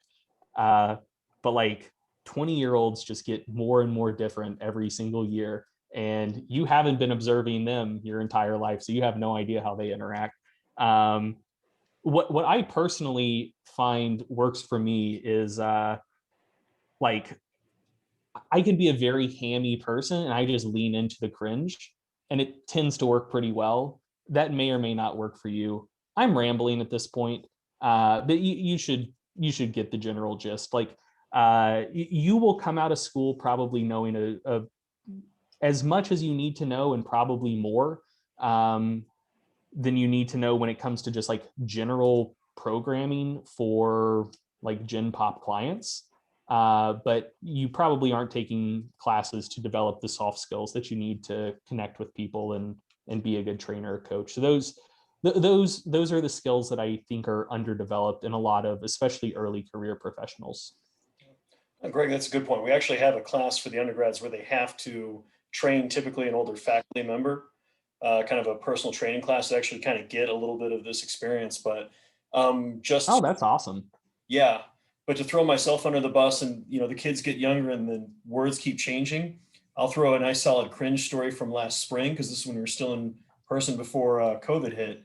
And Mm-hmm. we were telling a story when my wife was pregnant. The only food that she wanted was blueberry waffles from like Costco, because she's a celiac, so she was like the gluten-free ones. Yeah. We spent like 2 hours in Costco, like stopping the managers, like, where is this? Because they cycled it out. Well, Mm-hmm. when I said that, I forgot to add berry. So I said my wife only wanted to. Oh no. I didn't know what that meant. Oh, I didn't know what that meant. no. So then all of a sudden, like, the students are like laughing, and like, I'm like, what did I just say? What did I say? And Oh God. and then then it's that awkward moment, like they're like, you should Google it, but don't Google it on the work computer, and don't look at the images. Oh man. I now know what that is. That's amazing. Well, but I mean, that's the thing. Like, oh no, put in private browsing if you guys are going to Google it, because it's, oh yeah, I learned my lesson, because terms change, and why, hello youths, I am a fellow youth. Like, yeah. Wait, how old are you, Mike? I'm 37. Yeah. Okay. I know that blue waffle was a thing that youths on the internet knew, at least as of like 2007, 2008, but that may have been a little bit too late in the game for you. Well, I was being a GA in strength conditioning and all that jazz, and yeah. That's a good way to completely lose touch with society. Yeah, being a graduate student, we don't need to petrify the students, because this is a hybrid class, so there are some graduate ones in here. Oh, But you can tell Trex I said this. After when he came to work with us fresh out of his PhD, there was we basically had to go through a process of like reintroducing him to society, because like he did master's PhD straight through, so there were 6 years of pop culture that for him were just a void. Like he graduated undergrad in 2013, and just like everything from mid 2013 to 2019 just didn't happen. And we just had to reintroduce him to generally what was going on in the world. not to go down the rabbit hole of our mutual friend, but so I met him at one of the NSCA conferences, and like every year he got a little bit more of like 1,000-yard stare. Like by 2019, he just looked like a gaunt robot. I'm like, so you're going to graduate soon, right, buddy? Because I think you need to move on. But man, so my advisor in grad school, we were just like generally talking about how grueling a very, very tough doctoral advisor can be, and like how challenging that can make a PhD. And he said, and I'll never forget this, and he's saying this in a really thick Brazilian accent that I'm not going to try to mimic, because I would 100% just come off sounding very racist. But he was just like, yeah, people come into this program, and depending on what advisor they link up with, it can just suck the life out of them. Like, look at Trexler. When he came into this program, he was so young and full of life, and now look at him. Like he didn't need to expand on that further. He was like, just now look at him. You see what happened. So, and I guess since we're talking about the wonderful, talking about life in general now, what do you think is a meta skill that a lot of people is undervalued or underdeveloped for a lot of these, when they get into quote unquote the real world, they're like, oh, I never learned how to do this. Man, I'm not old enough to start giving life advice. I'm still trying to figure shit out. One of the things that I will say that I think gave me a leg up that I think a lot of people don't get, and this is timely in the news right now, what with GameStop and everything. When you get out of school, try to save money and try to invest as young as you can. Um, because theoretically you're going to want to retire at some point. Social Security is looking more and more tenuous by the day, and compound interest is good stuff. Don't play the meme stocks. Um, just invest in nice conservative low expense ratio index funds. Vanguard is a great provider. And if your employer has a 401k IRA program for you that especially that matches contributions, take advantage of that. That is not going to be relevant to you at all, probably for 40 years. But historically, money you put into the market after inflation doubles about every 10 years, give or take. So every dollar you invest now will be worth like $8 again on an inflation adjusted basis by the time you're looking to retire. So yeah, get into the market and try to do so as early as possible. Nice. And so when I've got a question, is kind of what's your thoughts on triphasic training? This is referring to kind of Cal Dietz's iteration, or you could be thinking more of, putting eccentric focused training blocks into training and isometric focused training blocks. Kind of, do you play around with it? Do you like it, etc.? I've played around with it some. So one thing I'll note is I haven't coached like team sport athletes in a long time, mostly powerlifters. And I can probably count on one hand the number of powerlifters I've worked with who, like, for whom eccentric strength seems like it's much of a concern. Because I mean, like, you're lifting heavy weights, but you're doing it under control. And I mean, as long as you're at least as strong eccentrically as concentrically, you should be able to put yourself in a pretty good position. And if you're not at least as strong eccentrically as concentrically, you got something weird going on. Like, just based on the way muscle fibers function, that shouldn't really be an issue. So I don't really worry about that all that much. When I did train more football and basketball players, one of the things that we did do a lot of was Nordic curls. There's really solid evidence suggesting that pretty dramatically decreases your risk of hamstring strains. And just in general, having an eccentric strength reserve seems to be a pretty good idea for reducing the risk of muscle strains, and for so like body weight hamstring curls, or just like, I mean, I guess you could just do eccentric only machine curls and have someone else like help you with the concentric, but like very, very like heavy overload hamstring training. That's what Nordic curls are.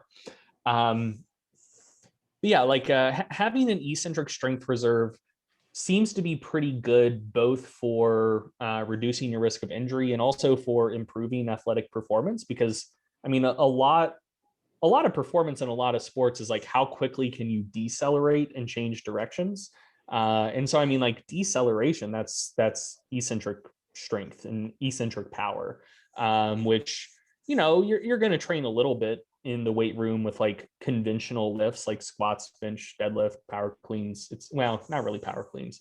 A lot of options I could have gone with, not power cleans. But yeah, you're going to be, you are putting eccentric stress on your muscles with a lot of exercises, but generally you're not going to be limited by eccentric strength. And so you're probably actually cutting into your eccentric strength reserve by doing primarily like isotonic exercise.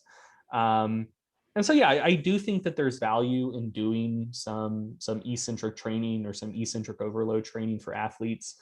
Again, since I train powerlifters, that's not all that relevant to me.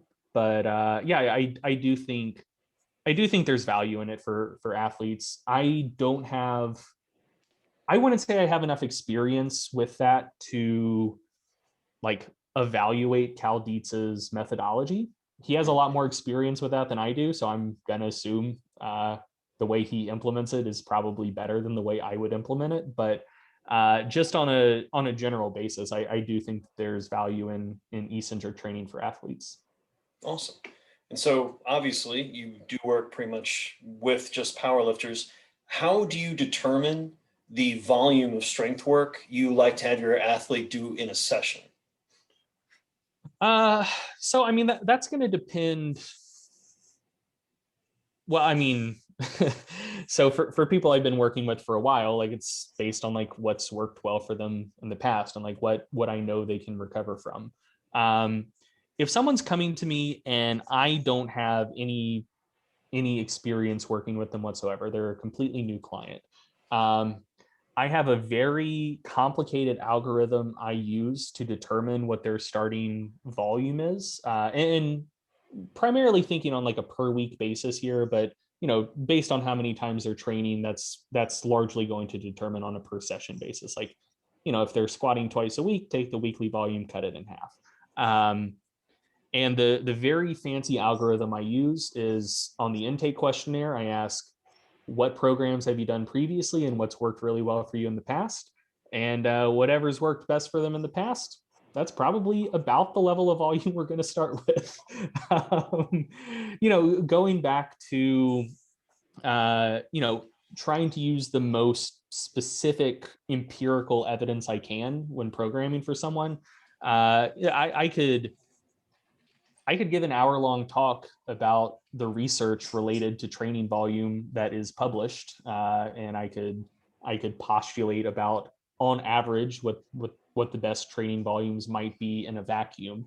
But I mean, if I'm working with a client who has lifted weights before, I now have data about that person, so I'm going to rely on that more than I'm going to rely on the research.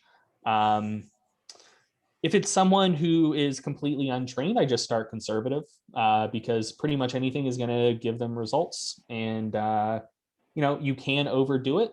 One of the things that is really good at scaring new clients off is leaving them cripplingly sore in their first couple of weeks of training. If they have like a crazy masochistic streak, maybe that's going to work for them, but most people don't have that. If they do, they're probably already into powerlifting or strongman.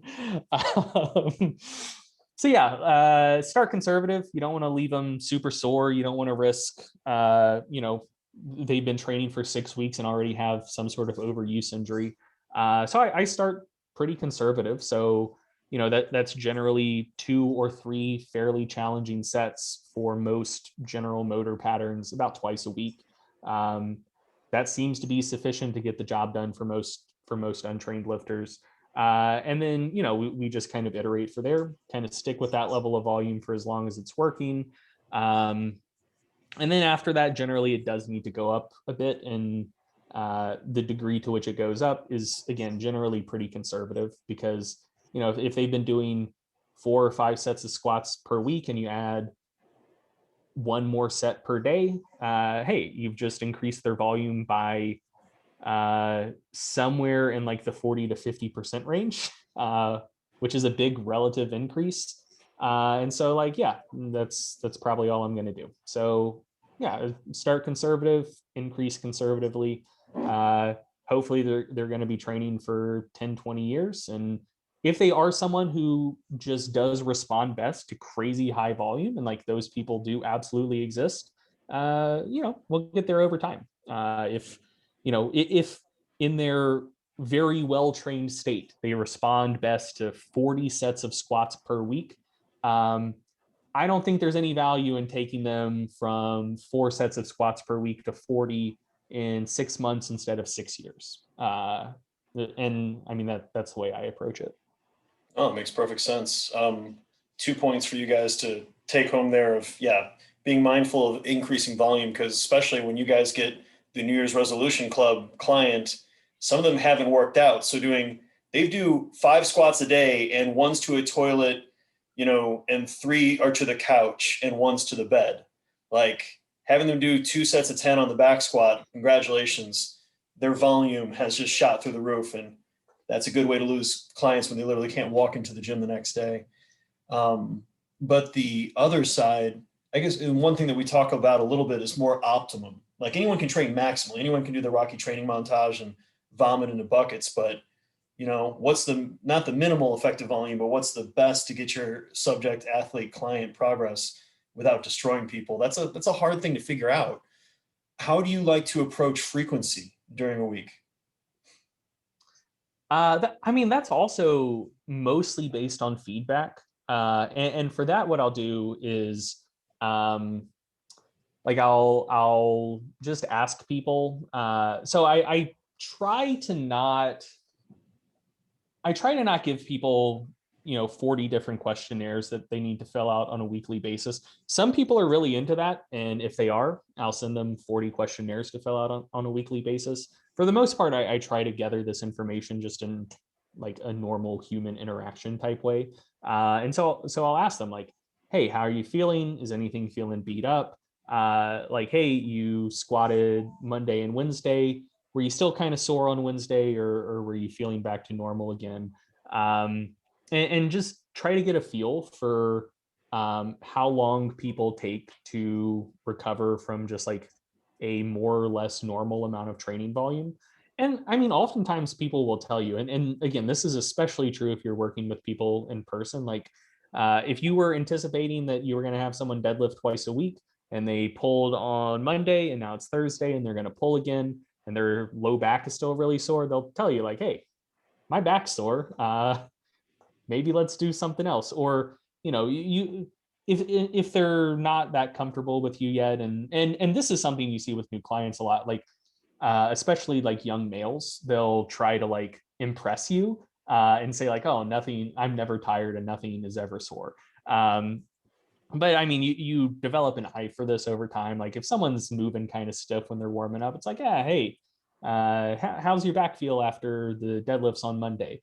And if they're especially trying to be like super hardcore, be like, I was thinking like maybe you're a little sore because like, dude, you fucking killed that workout on Monday. Like you dominated it. And then like after that little compliment, they'll often like open up a little bit more and be oh, what's the word? Slightly more vulnerable. Yeah, so just try to gather that information. Um, I, in general, tend to favor higher volumes. I think the research tends to lean somewhat in the favor of or not volume, frequencies in kind of like the 2 to 4 times per muscle group per week range.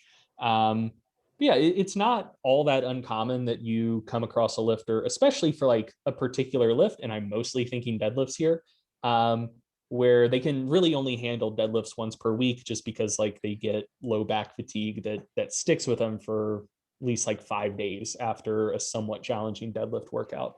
Um, and so like in general, if I don't have any information about someone, the frequencies that I tend to find work pretty well for most people most of the time, is having them bench 3 days a week, squat twice a week, deadlift once a week. And then like basically gauging how people are generally feeling. And if there's an issue of like, I'm benching 3 times per week, and by my Friday workout, my pecs are definitely still sore, even if volume's not anything crazy. Then that suggests to me that like, okay, this person needs more time to recover between bench sessions. So, maybe cut volume back a little bit, but let's drop frequency to twice per week. Or if someone maybe isn't feeling like distinctly sore in any muscle, but they're kind of like generally feeling worn down, especially near the end of a workout. Like, if they're doing 5 sets of squats twice per week and they're like, look, like by set 5, like shit's really not going well for me. Especially like if you've built them up to that pretty gradually and that like, okay, they weren't really progressing on 8 sets per week anymore. So like we probably do need to increase volume a little bit.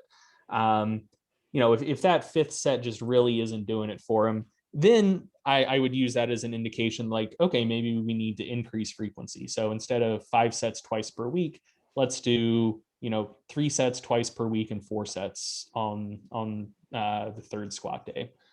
Just so like the amount of stress that they're dealing with per session is a little bit lower. So like those are some of the indicators that I'll look at.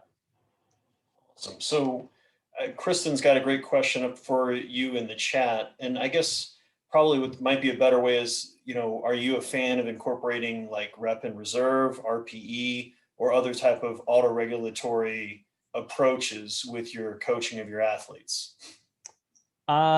Yeah. So I do use some form of auto regulation for trying to make sure I'm not lying to you for everyone I coach.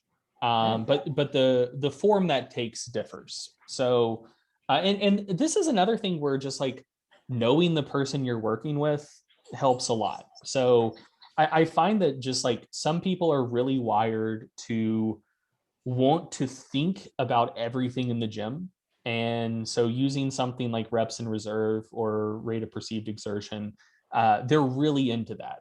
And this is also, I think, somewhat related to the sense of control that people want to have around their own training. So like if they're hiring you as a coach, are they seeing it as a top-down relationship or are they seeing it as a collaborative relationship? And that's another thing worth noting. Like those are two very different relationship dynamics, and you should be pretty comfortable with both of them. So some people are going to hire you and say like, "Hey, you're the coach, you're the expert. I want numbers on the paper, and I want to go to the gym, and I want to hit numbers on the paper, and that's that." And other people are going to want to have one, a lot more input with their programming, and also be able to make more decisions for themselves in the gym in all of the workouts they go into. And so people who are looking for that top-down relationship, oftentimes I find don't generally like, say, like an RPE type approach to auto-regulation, because like they want to turn that sense of control over to you and say like, hey, you're the coach, you're the expert, tell me what to do. I don't want to have to think during my workouts. And so like by asking them to think and make decisions, like you're not rendering the service they want you to render. And so for them, the way I'll auto regulate training is generally so it takes generally one of two different approaches depending on how much a set to failure really wears someone down. And I find that differs a lot person to person. So for someone who doesn't get worn down very much by a set to failure, like oftentimes what I'll do is like if they're going to do 4 sets of squats for the day, the load, the sets, the reps for the first 3 sets are locked in. And then for the 4th set, they take it to failure. And based on their prior performance, I have a pretty decent idea that like, okay, if they got 6 reps, they're probably about as strong as I thought they were. And, the weights I had in mind for next week are going to stay the weights for next week. If they get like 8 reps, it's like, oh, you performed quite well. Your strength is probably trending up. Let's bump the loads for next week up a little bit, see how that goes. Or if I think they're going to get 6 on the last set, but like, they have to grind to get through the 3rd set and only complete 4 on the 4th set, then it's like, okay, something's going wrong. Either, maybe you are legitimately regressing, maybe you're having issues recovering. And at that point, it just opens up a conversation. So to try to get to the bottom of like, why are things heading in the wrong direction? And maybe it's not a broader trend. Maybe they did just have like one bad workout, but at minimum, it's like, okay, let's have a conversation about this. And so, I mean, like that's still a method of auto regulation. Like the session itself isn't auto regulated. The loads, the sets, the reps are locked in, but load progression is still auto regulated. So based on how they performed the prior week is going to inform what their loads are for the next week. And then For people who do like to have more of a sense of control and who see it as more of a collaborative relationship, then I do often use reps in reserve. If someone wants to shell out for a velocity device, I'm pretty big on velocity based training. But accelerometers suck. Phone apps also suck. Optic devices also suck. Linear position transducers are really the only consumer grade products that are going to give you like very valid, reliable data. And the price for them has come down a lot. So it used to be that like if you wanted a good linear position transducer, you were shelling out for a Tendo unit or a GymAware, and it would run you about $1,500. There are some on the market now that are closer to like 300, which, if you're training someone who has like a pretty decent income, pretty solid job, like that's something that's within the price range for more people now. But it's still out of the price range for enough people that, I'm certainly not going to like require it of folks. But you can use velocity and reps in reserve like pretty interchangeably. And so, yeah, I mean, a lot of it just comes down to getting the feel for like what the client wants and expects, and giving that to them. Like I see my role as a coach. Like I know enough about programming that I can take what someone's preferences are and work the other program variables around that. If someone wants me to prescribe everything, I can prescribe everything. If someone wants to auto regulate load selection within a workout and volume within a workout, I'm comfortable enough with auto regulation that we can go that route as well. And that's, like that's something that you should be able to work with. Mhm. Actually, so kind of an offshoot I have there with determining that volume. Are there certain exercises you find that your typical client does a better job of tolerating more sets to failure in a given week, or movement pattern, shall we say, than others? 'Cause I know there's the cliche of deadlifts. People tend to not be able to recover from as many, hard training sets there compared to the squat or the bench press. So just kind of conjecture, but I'm interested in your personal opinion there. Here's my hot take about deadlifts. Um, so I think a lot of it comes down to, and I'm just going to say this up front. I cannot point you to any citations backing me up here. This is 100% just my bro theory. Uh, so I think it's twofold. Um, so I think that if you like load a non-negligible amount of spinal flexion, that is one thing worth noting is like, even if you look at someone deadlifting and you're like, oh, they're keeping their spine neutral, like they probably aren't. Like even a deadlift that appears neutral, they probably have like a reasonable amount of lumbar flexion.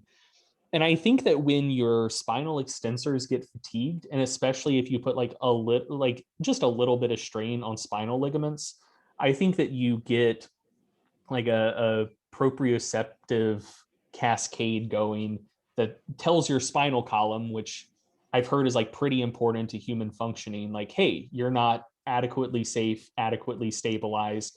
Let's kind of shut things down a little bit until stuff goes back to normal. And so one of the things I've noticed is, and one of the other things as well, specifically about deadlifts, is like if you're doing high volume deadlifts, that's going to tear your hands up, or at minimum fatigue your hands a lot. And after you Google blue waffles, you should Google homunculus, HOMONCULUS. Google sensory homunculus, because there's a motor homunculus and a sensory homunculus, and it's basically a depiction of your body the way your brain sees it, with things being larger, smaller relative to the sensory nerve density. And if you look at a homunculus, it's very much nightmare fuel, and you see big lips, you see big genitals, and you see big hands and feet.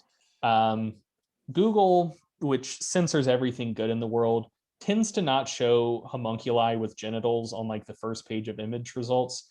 don't go seeking them out, but they should be enormous. Anyways, what I'm getting at here is like you have an enormous amount of sensory nerves in your hands.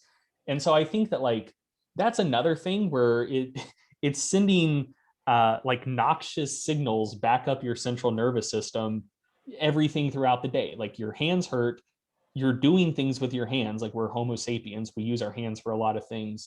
And that's just like generally bad vibes heading up to your brain all the time. And so I think like those two things contribute to the fatigue people feel after deadlifts that they might not feel after other exercises. And so one of the things I've noticed is that people who are built particularly well for deadlifting, so super long arms, and they can just like lock in and just have like a much more efficient technique than most folks, tend to be able to tolerate way higher deadlift volume and frequency than people who aren't built as well to deadlift, who do have to set up in more spinal flexion just to break the bar off the floor. And the other thing I've noticed is that generally people can handle higher volumes of sumo pulls than conventional deadlifts. Like a lot of people can train their sumo deadlift basically the same way they train their squat, and you don't have as much torso inclination with a sumo deadlift. You're not putting as much stress on your back. Generally, there's not going to be as much spinal flexion. So those are indirect pieces of evidence supporting what I'm saying. I could still be completely full of shit. Oh, one of the other things I've noticed as well is people can handle way higher deadlift volumes when they pull with straps than when they don't. When they tear their hands up less and fatigue their hands less. So that's what I base that idea on. And one of the things that I recommend, incidentally, is training deadlifts.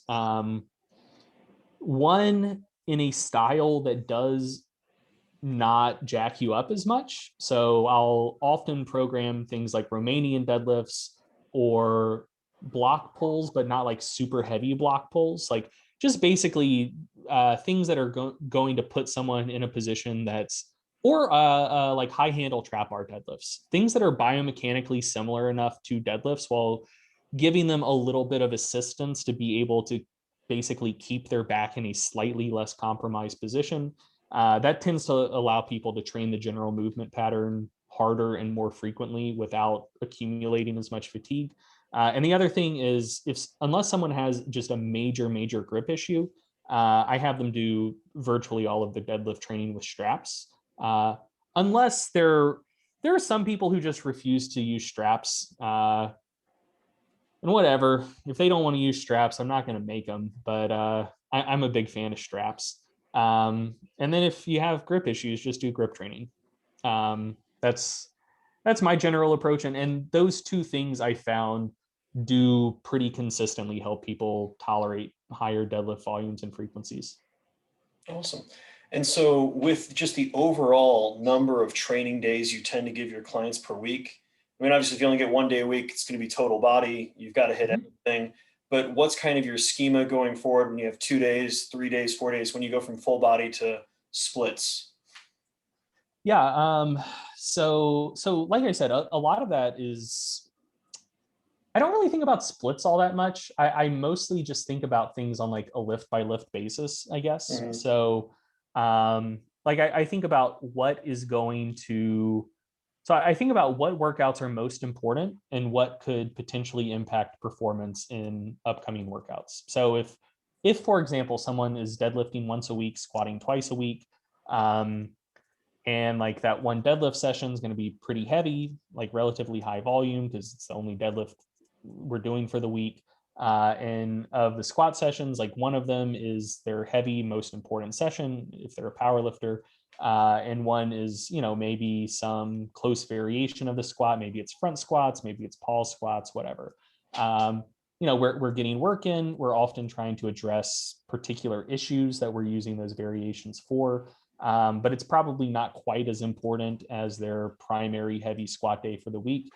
I'll look at that and say like, okay, we want to be fresh enough for the deadlift session and we want to be fresh enough for the most important squat session. So how are we going to set that up?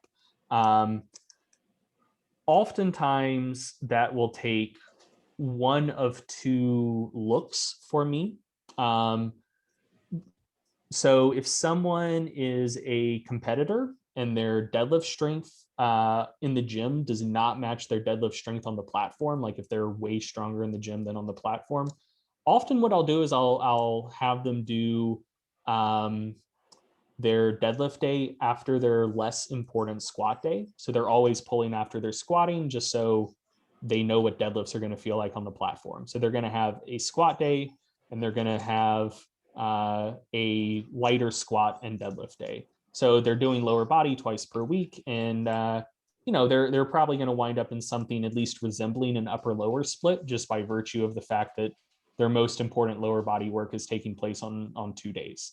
Or what I'll do, if that's not as much of a concern, and if they do just prefer training more frequently or have a schedule that allows it, what I'll generally do then is start the week with the heavy squat day, and then look and see how many days I need to take for them to be recovered enough from squats for the deadlift day to go pretty well. So, maybe they squat on Monday, they're still pretty fatigued through Wednesday, but by Thursday, they're feeling pretty good.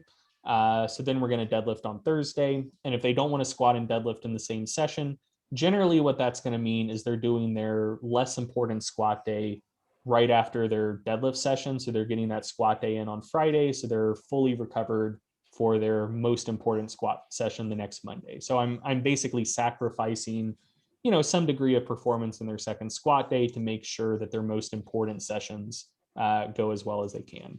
So I mean, like that's just kind of how that's just like one example of how I would troubleshoot something like that. But just look at it logically. So like, what's the most important things here? And how do I then structure my week to make sure that the most important things go as well as possible? Awesome. So, Greg, thank you so much for your time. I could keep chatting. We've got obviously a bunch more questions, some better than others, but just one quick one and then one maybe a little bit longer, and we'll Sure. wrap up, which is, what multiple of strength are you of Eric Trexler? 2 or 3x, would you say? Why are you stopping at 3? No, so let's see. I probably press about 50% more than him, and somewhere in the vicinity of 3 times stronger for lower body stuff. Awesome. So we enjoy talking about powerlifting and being washed up, but sorry. Now closer to 2.5. Closer to 2.5. Actually, and I lied. It's not going to be 2. It's going to be 3. But what would you say is the fast way for these students to find a charlatan in the evidence-based fitness community on social media, to be like, this is how you find out they're full of BS? Because they're going to have clients that follow somebody. They're going to have, you always have the family member asking the news article that says chocolate is now the key to longevity. Like, what is your, and I know it's a long conversation, but what would be your way to summarize that approach? For finding a charlatan, man. I figured just log into Instagram and Google fitness, but Yeah, there. a lot of signal. I gotta say, I'm honestly not sure. I would have given a way more confident answer like 5 years ago. But like when I think charlatan, I think of someone who's peddling bullshit and they're aware that it's bullshit. And I don't think there are that many of those people. I think a lot of folks are just really dumb. And,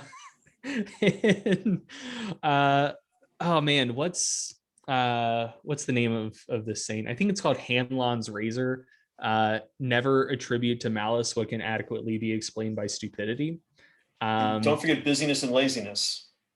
Busyness and laziness as well. So I mean, like, dude, I'm not going to give names, and no one would be able to tell who this is by what I'm about to say, but like, come on, flame them. Let's just no. So someone who I know really well, like I grew up with their kids. Like I went over to, this is someone who's a fair bit older than me.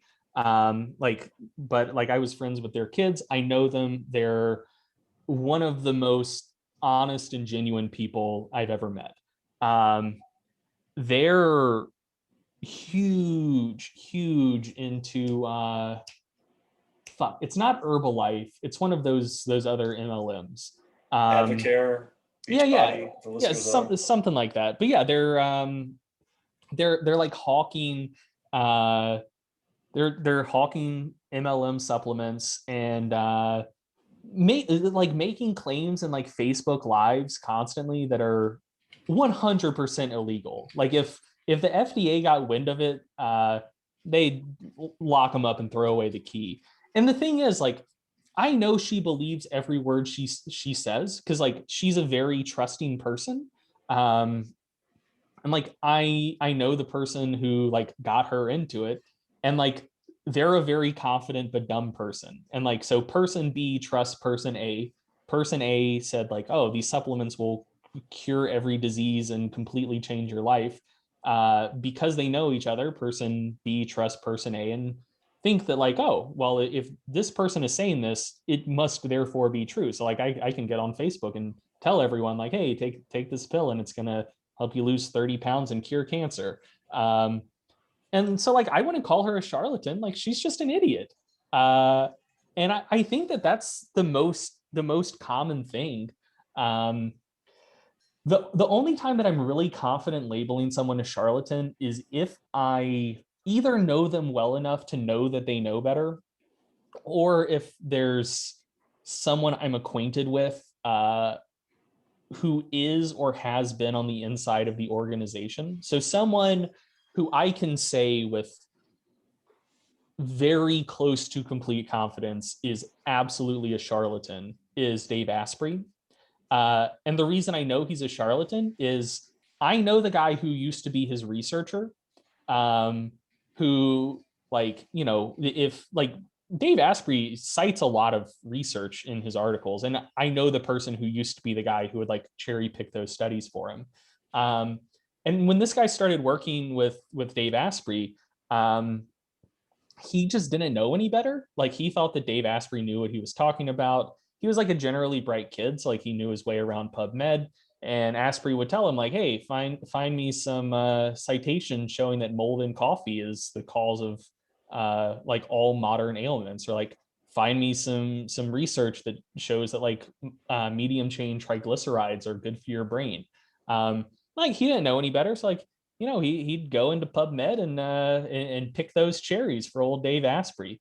And then that was the seeds of him walking away, because like his job was to spend a lot of time in PubMed cherry picking, and he'd come across a lot of citations that like didn't match the bulletproof exec party line. And then when he'd bring it up to Dave Asprey, he'd be like, oh, like he tried to like hand wave it away.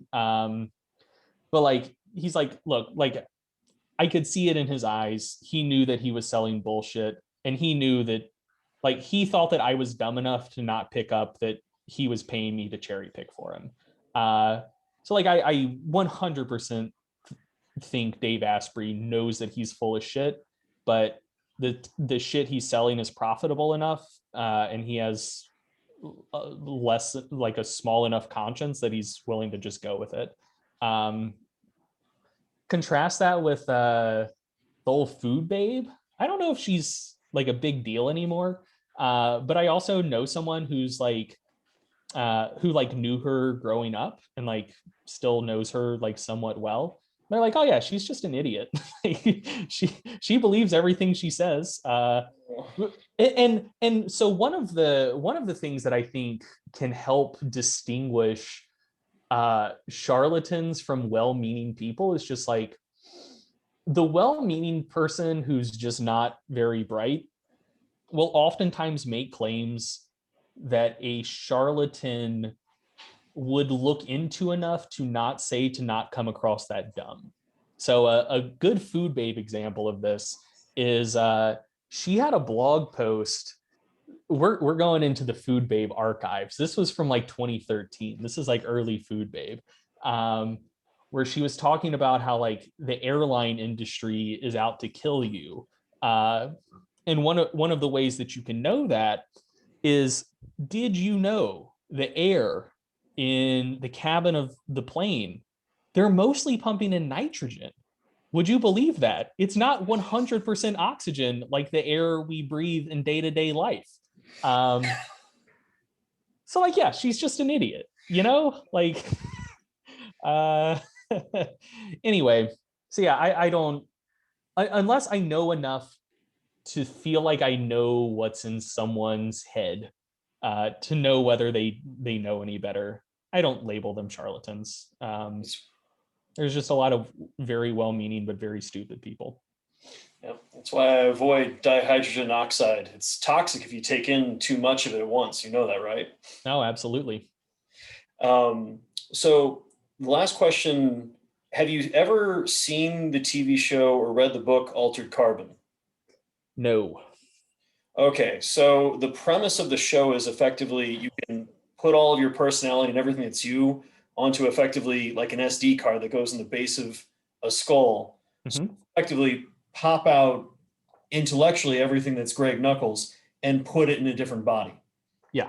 If you had the opportunity to do that, and specifically, since obviously powerlifting is one of your major sports you enjoy in life, or is there another sport you enjoy more other than obviously watching people get pwned on Melee or whatever iteration of Smash Brothers?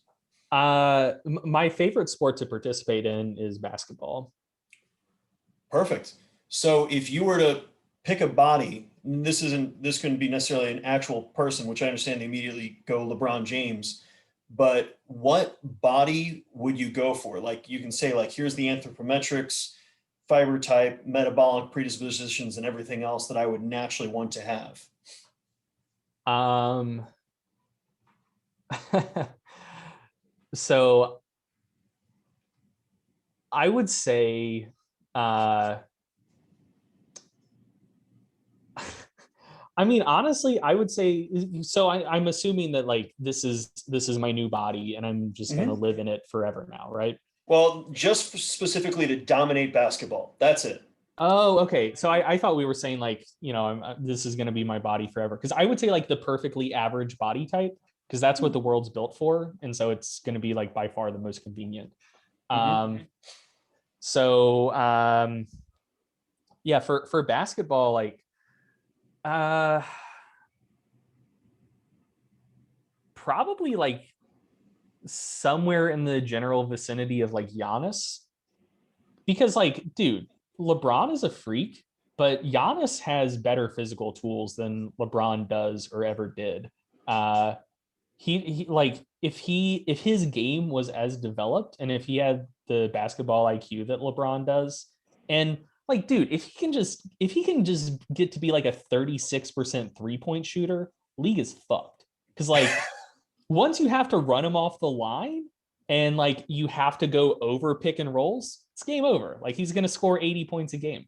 Um, so yeah, if I could have Giannis's body for basketball and just assume that I can still dot it up from outside, like hell yeah, that's what I'm doing. Rock and roll. Greg, thank you so much for giving so much of your time to us this evening to talk to the class.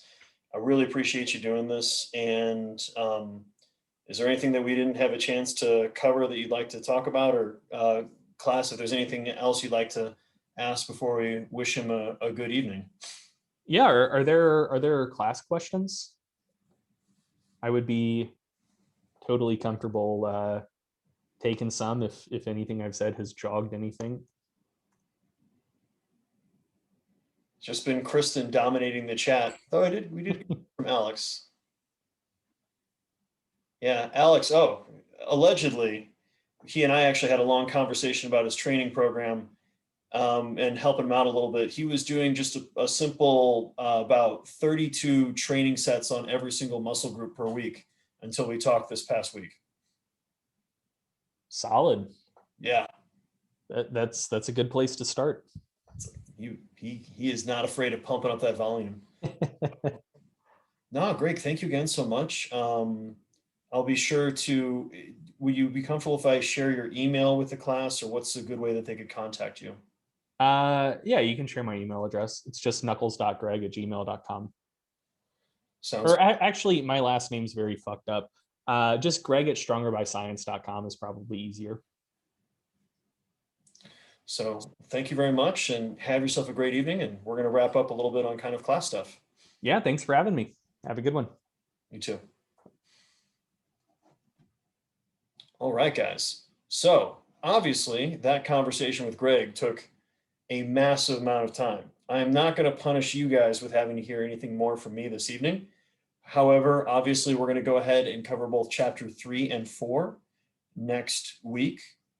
And also, do you guys have any other questions about the things that we covered and things that we talked about? Since obviously we did spend some quality time on looking at review articles and kind of doing a better job trying to parse between what's a good entry-level way for you to go into and look at this information. If you want to change your article after hearing this, I completely understand.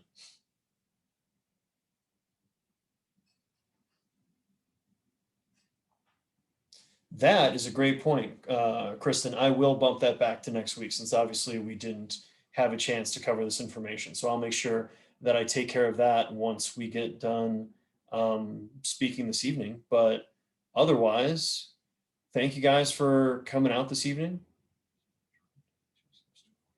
No, there's not really any journal that I would avoid necessarily, but like anything else, do yourself a favor, pick something that's definitely in English.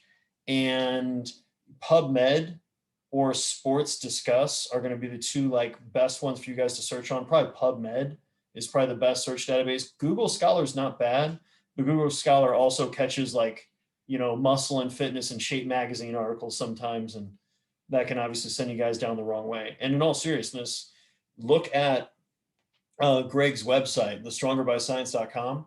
They have a lot of interesting reviews on a lot of different types of information. So, all right, guys. Well, you guys stay safe out there. Have a great night, and I will see you guys next week. Bye-bye.